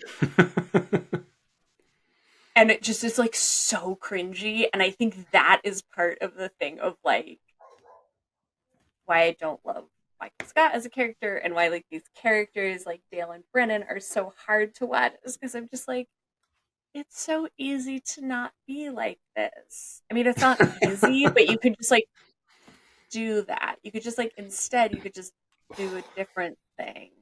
Right. Be better, old Be men. better. Be Well, better. Be better. But men that yeah, are just a little bit older than us. I was gonna say. I mean, I'm 34. How old are you? 37. Seven. Yes, Yes. that one. Yeah. Hmm. Because that's how it works. I'm gonna be 35 this year. I'm very excited to be Get 35. ready for it. Get ready for the real bouts of existential dread creeping up on you. I feel like I had a really intense existential dread when I was about 25. Hmm. And so I'm deferring until 50. I've Okay. decided. Yeah, I Um, hope it happens for you. I was fully expecting you had not to a have anything happen at 35 and no, then it all you hit me had real a hard. I was gonna say you had a serious existential crisis at 35. Um, more It power was to you, fun. by the way. More power to you. I'm just excited because when I turn 40, I'm going to allow myself to get into birding. Oh no.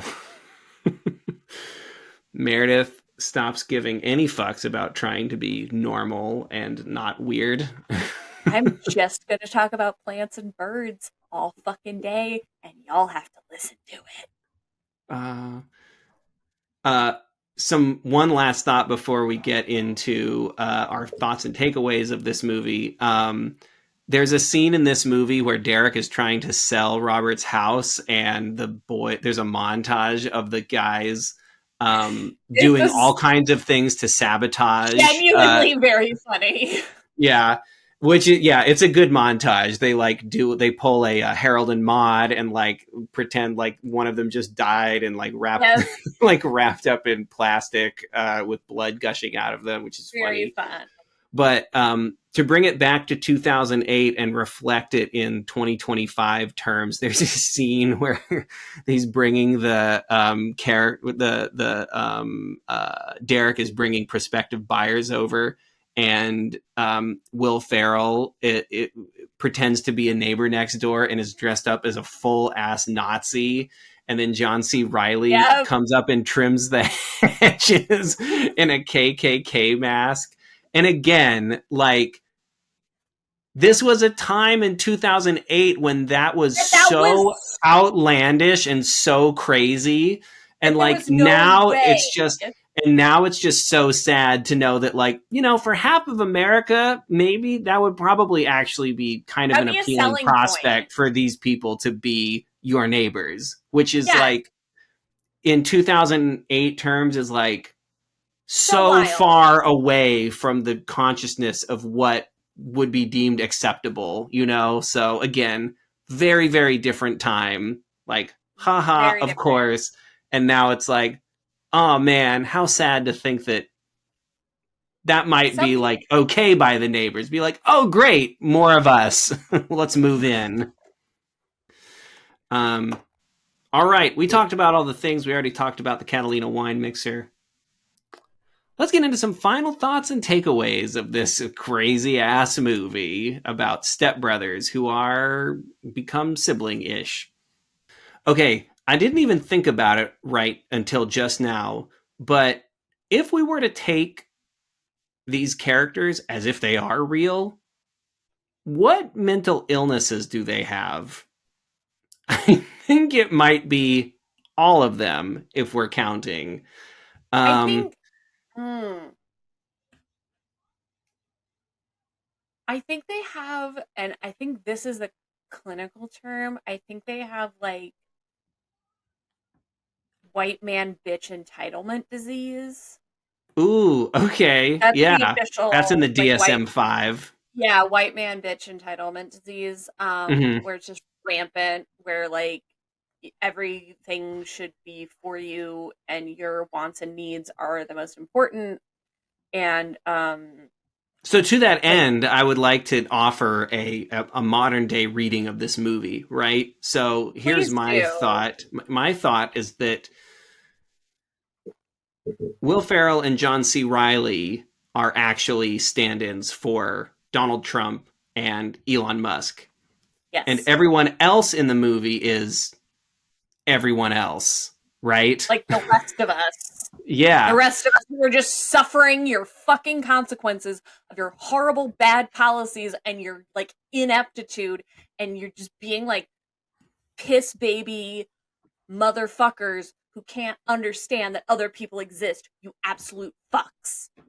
Yeah, yeah. It's a journey into the mind of people who've never had a chance, who've never thought to self-examine or think about what they could do to better themselves, who have maybe been hurt in some way by society, but have never opted to figure out what it is that they can do to make themselves feel better about themselves.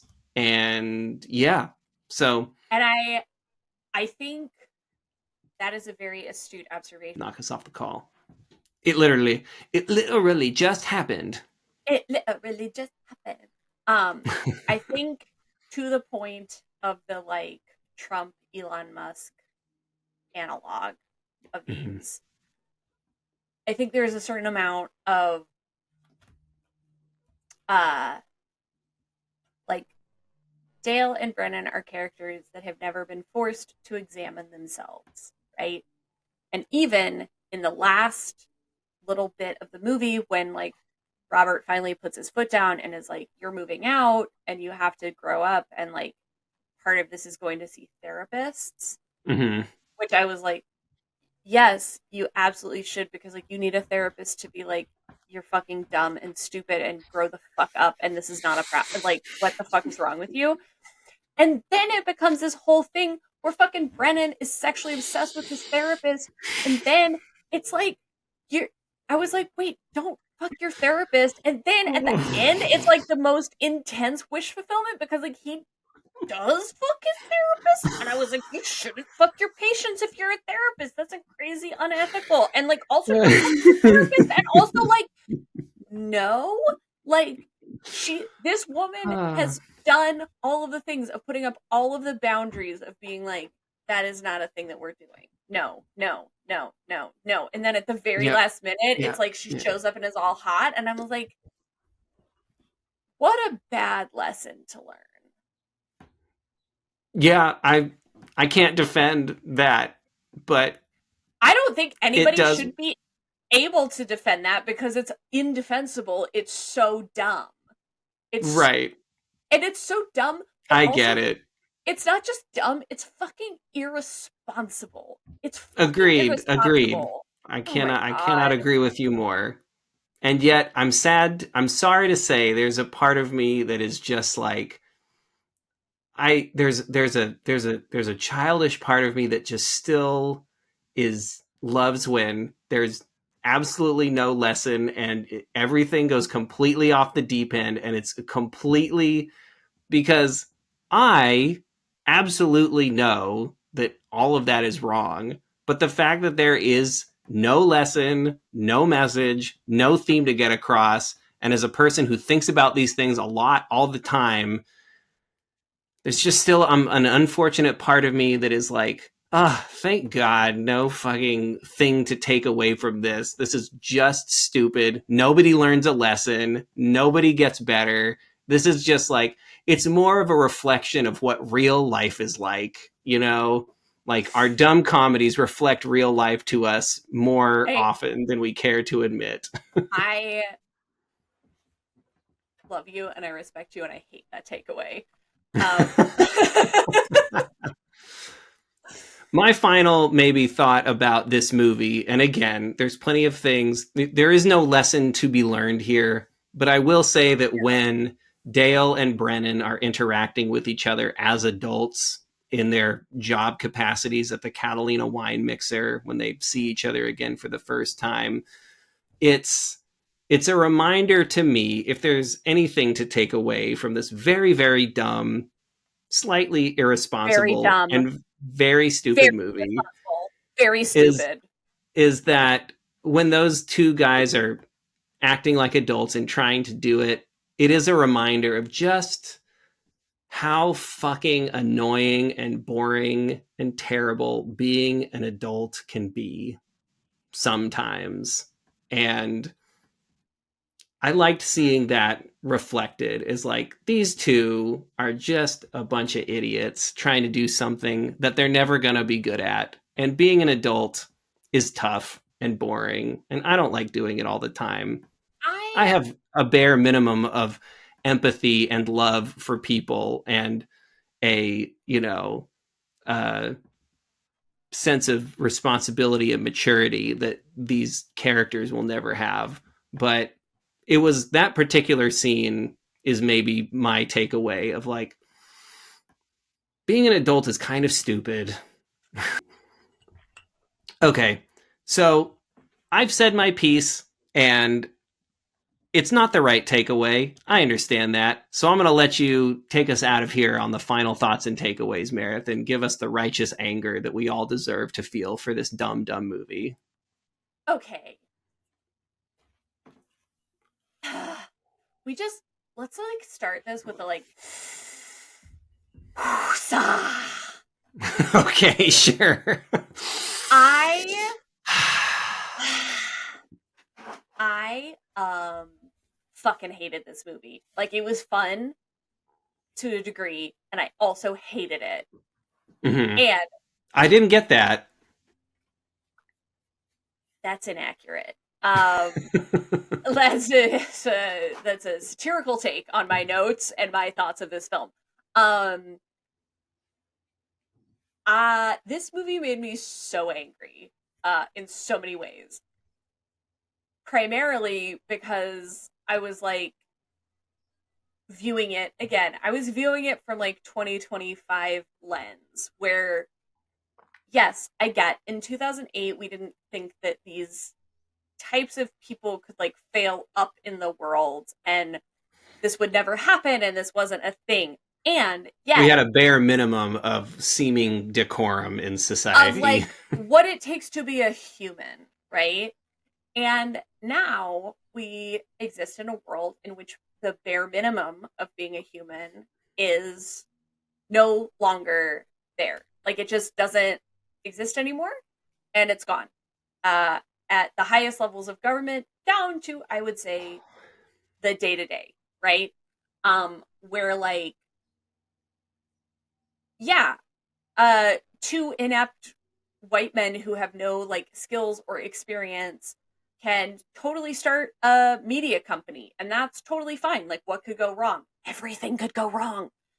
Um and the like their needs sublimating every other person's needs in their entire life because they are the loudest, angriest, most destructive crybabies that have ever existed in the history of the world. It's horrendous. Like, it's the unfortunate thing of watching this film now and not like when it came out, and it would be like funny and you could kind of see how this is a joke or whatever. I was just like, fuck all of this inept white man privilege being writ large in the world.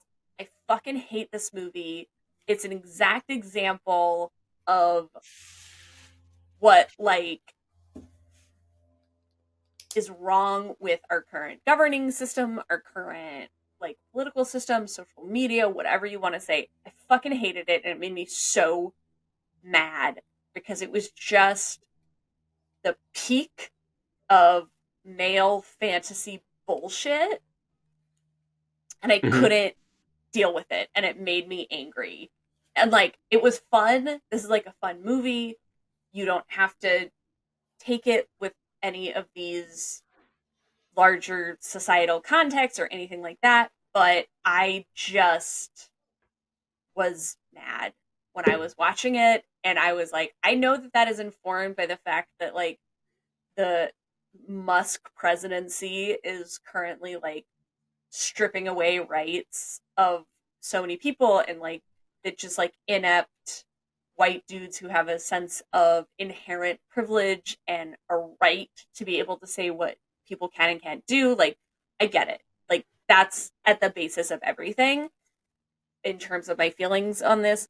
And I was just like, grow the fuck up. Grow the fuck up. And that's the whole point, right? Like the whole point is like, oh, these people never grew up, and like, and also the end message of the movie is like, it's kind of fine that you never grew up and you were great as you were. And I was like, no, you weren't. You were trash. Everybody in your whole world, and like, again, like, don't fuck your therapist, and therapist, don't fuck your patient. Like, that is a level of like male like fantasy wish fulfillment that I was just like, I would like to opt out. Like, no, thank you. It made me mad, and Yeah, I there's was just nothing like, good or correct or right about that. no. And I was just like, I think in 2008, it was easier to see this as like a funny thing, and it's hard. It was really hard for me in 2025 to see the funny in it because I was like, this is what's happened. Do you know what I mean? And I was Oh like, yeah. I cannot possibly disagree with you, and I totally understand. like I said, I hugely respect all of the actors that were in this film. I hugely respect Adam McKay as a filmmaker. But I was like The Big Short and Vice and Don't Look Up, like those are great movies in my opinion. Like they're fantastic, right? And they blend comedy and reality in a really accessible way. Hmm. And this movie just made me mad because I was like, listen to me, you Anders Breivik motherfuckers. Um, you don't own the world and no one owes you shit. And it makes me mad that we're seeing this like version of that portrayed on film. And that was what made me mad. And that is my final takeaway is just Perfect. at the time, sure, it was its own thing. Now, currently, it was difficult for me to separate any of those feelings from it. Absolutely. How could it be? Is it time for a little something we like to call Tambok na siksi. Tambok na siksi. Vibe check. It's time for the vibe vibe check. check? It's time for the vibe check. I think I have a So feeling of what your feeling of the vibes and the story are for yeah, this. Oh, yeah. right. So for folks who might be joining us for the first time, first of all, welcome. Thank you so much for sticking with us. Ooh, Um, you picked a real doozy of an episode to walk in, first time this viewers. this was a rough one to come in on, but So Evan and I do not rate films on a star system or a number system. We rate films on two things and two things only, and that is how was the story and how were the vibes, both of which are highly subjective. Evan, how was the story? How were the vibes? Well, look, this movie made me laugh, and I had a good time watching it, but I'm not going to sugarcoat it. I mean, the story's not good, you know? Like, the story does not make this movie good. And the vibes, I mean, it depends on what you're fucking gonna call a vibe, right? Like, is it a vibey movie in the way that Blade Runner is a vibey movie? Fuck Absolutely no! not. No way.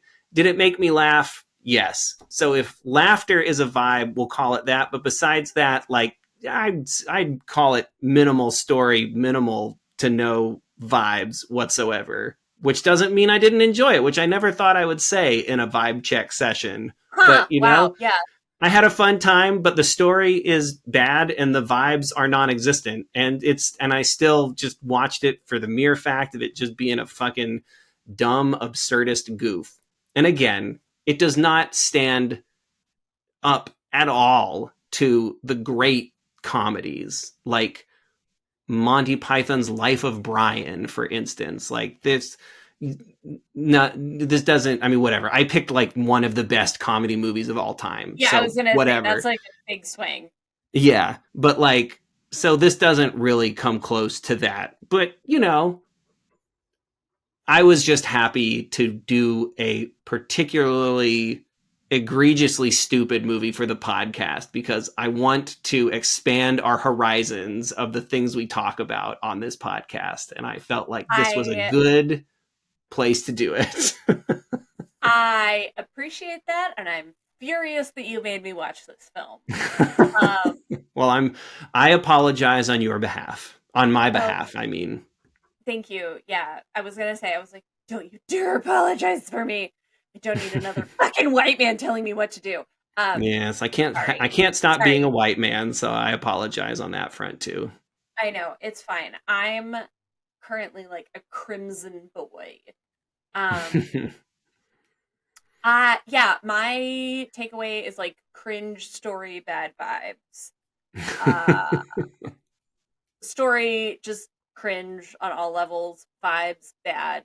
Uh, a way to not get me to say you have bad vibes is like don't use the F slur a bunch and make jokes about sexual assault just offhandedly. It was a time and Understandable. place. It was a time and place. It's a time and place. But here's what it is. Yeah, that's my It vibe is the check. broadest of broad comedies, and Americans are not known for having a very Subtle inclusive blend. or subtle, use of that comedy. Yeah, I will, as a final thought, I will say that like comedy, it really, in so many ways, is in the eye of the beholder and changes it across is. It many cultural absolutely is. things. And I'm happy to have done this episode for people for whom Step Brothers is one of their favorite movies. And it makes me think of this moment in time when Mare and I were traveling with our family in Europe, and we were in, I think, England, or was it France? Um, and we just wanted a taste of home. And Oh, so we were in France, we were in Paris. we were in We Paris, were and in we were like, we Paris. were teenagers. We wanted a taste of And home. We found a god awful Tex Mex place that was unbelievably bad Mexican Tex Mex food. We were like, I've okay, strike out there. I've never had mayonnaise on what is a burrito on the menu before. And like obviously that is a hugely privileged statement to make, right? But like Jesus Totally. fucking Yeah. Christ. Yeah. It Jesus was Christ. bad. But So we also wanted to go just see a movie. And at the time, Wedding Crashers was playing. So we went to go see Wedding Crashers yeah. in the theater. There was maybe like, it wasn't a packed place. There was maybe 15 other people.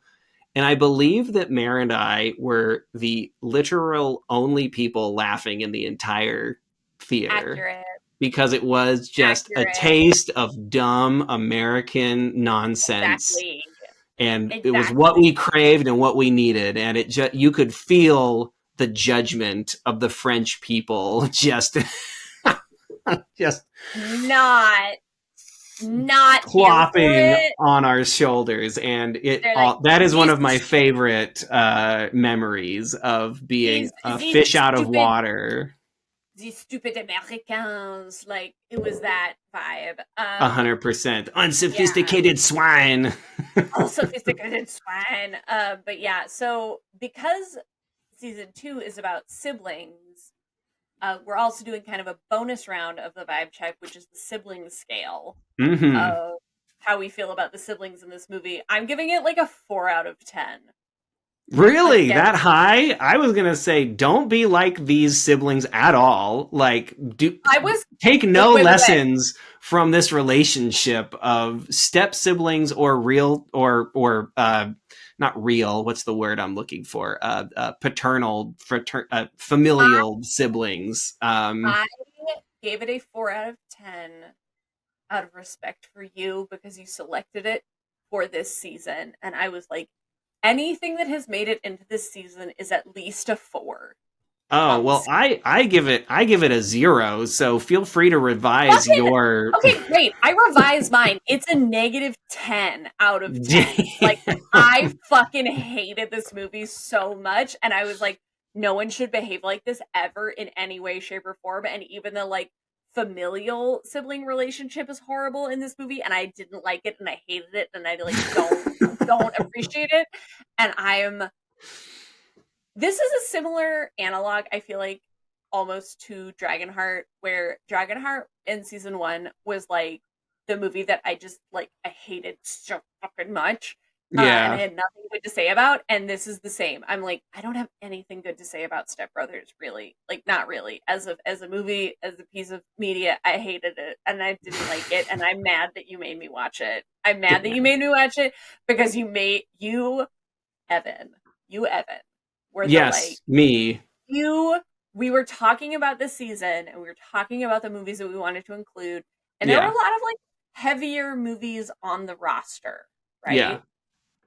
And we were trying to kind of like break up the heavy episodes or the heavier movies with some comedy movies, and you suggested Step Brothers, and I feel like you really kind of like went to the mats for it when we were discussing it. And I was like, I respect and love you, so we'll do Step Brothers. Even though at the Hmm. time I was like, poor choice. Never seen it. Poor choice.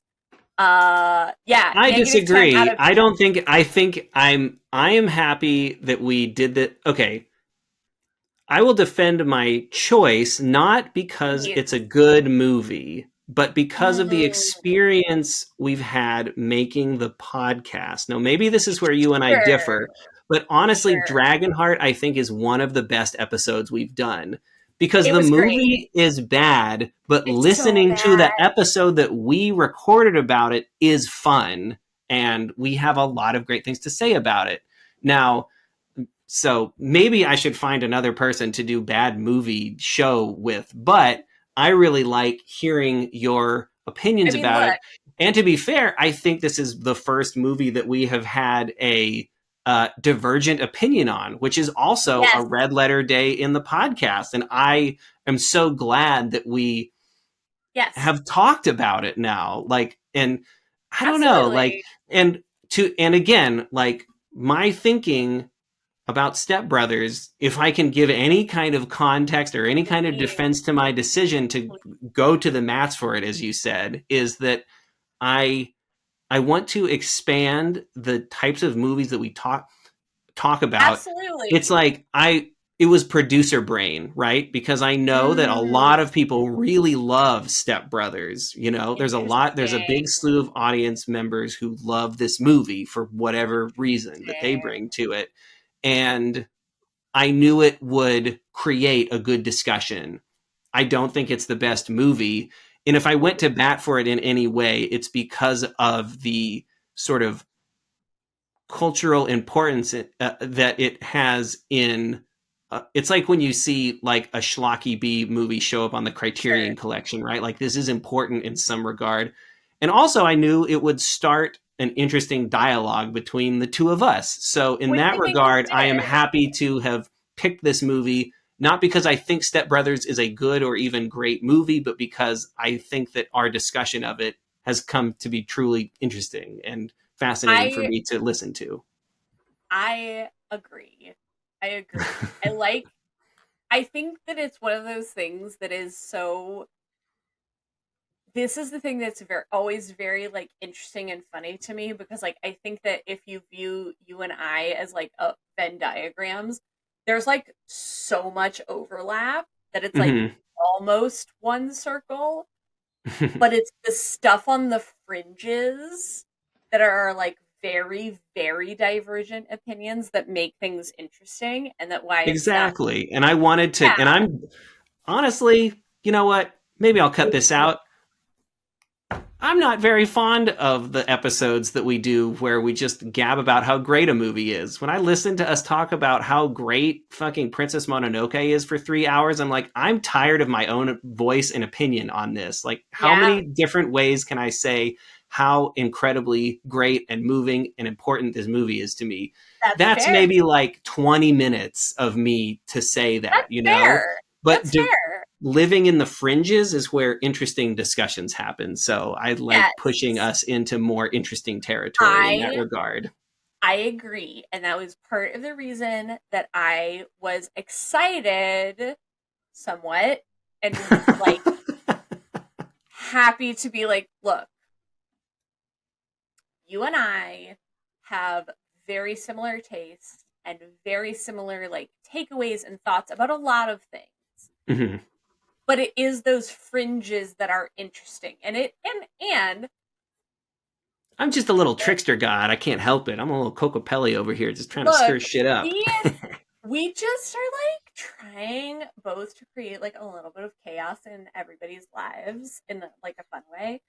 Um but I do think that those edges in which we don't overlap, in which we don't always agree and don't see eye to eye, Mhm. those are the interesting parts. I think they're the interesting parts in discussing these films. I think they're the interesting parts in our relationship to one another as siblings.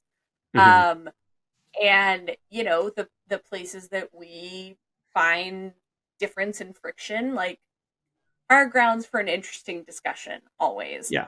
Uh, And but if I like, may, sorry, finish your thought. no, I didn't have a thought actually. Please continue. I will just say that, like, in our own small way and in this safe space that you and I, as siblings, people who have known each other almost our, for me, whatever, our entire lives, we'll just say it. Whatever, Your not life started technically when you were correct. 3 when I showed up. That's right.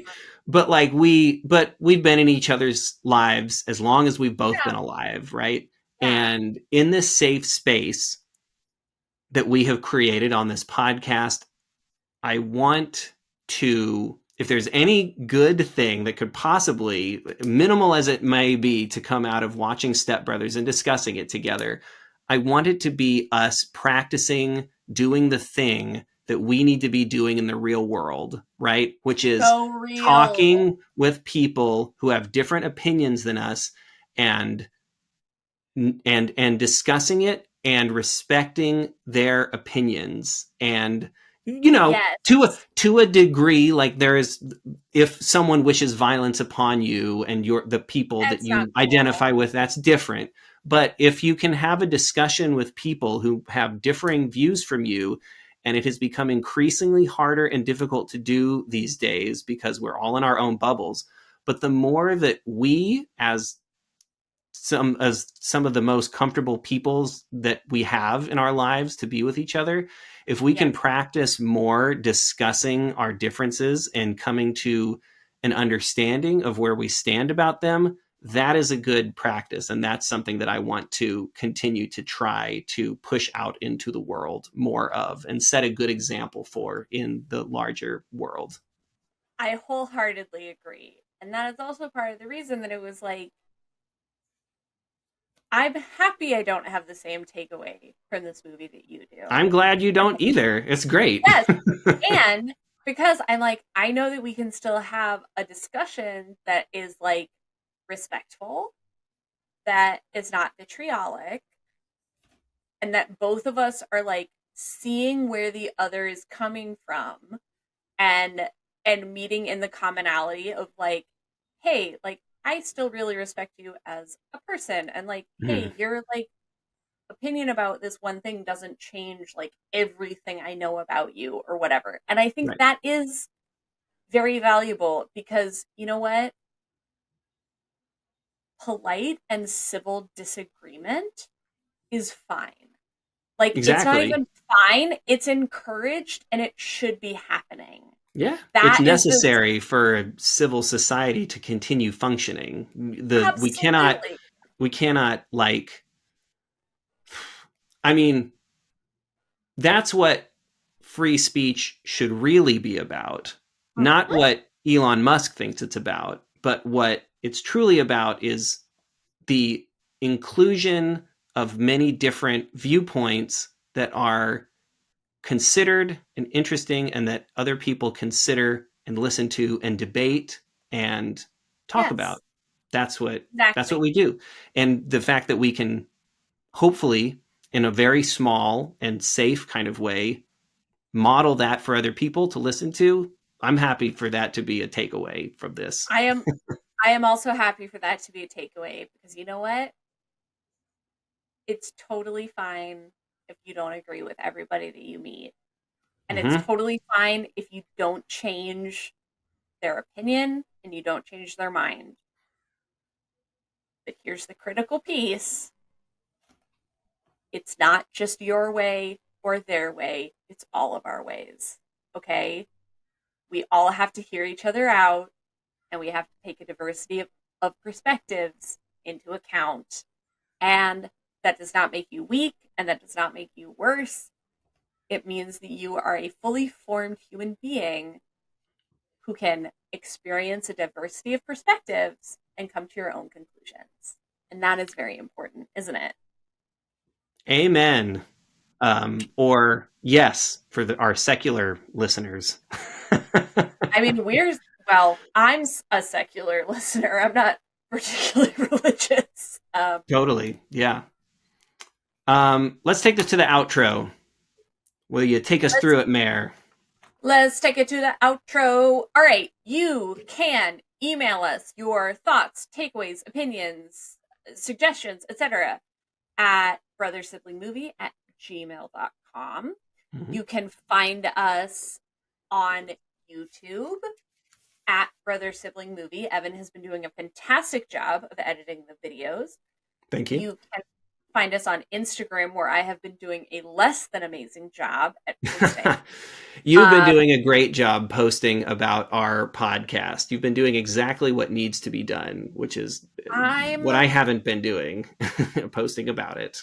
very busy. You can find us on Instagram at Brother Sibling Movie. Mm-hmm.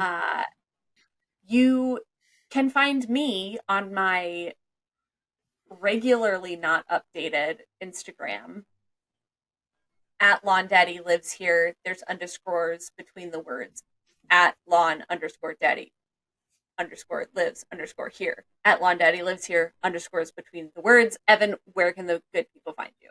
The good people can find me on all the socials at Art of Evan K. K is just the letter K. That's Instagram, Blue Sky, and my website URL. So come and say hi to me and take a look at my artworks, where I promise I have more intellectual and interesting opinions and thoughts than I did on this movie. I think you have interesting and intellectual comments on all things, even this film. Thank Uh, you.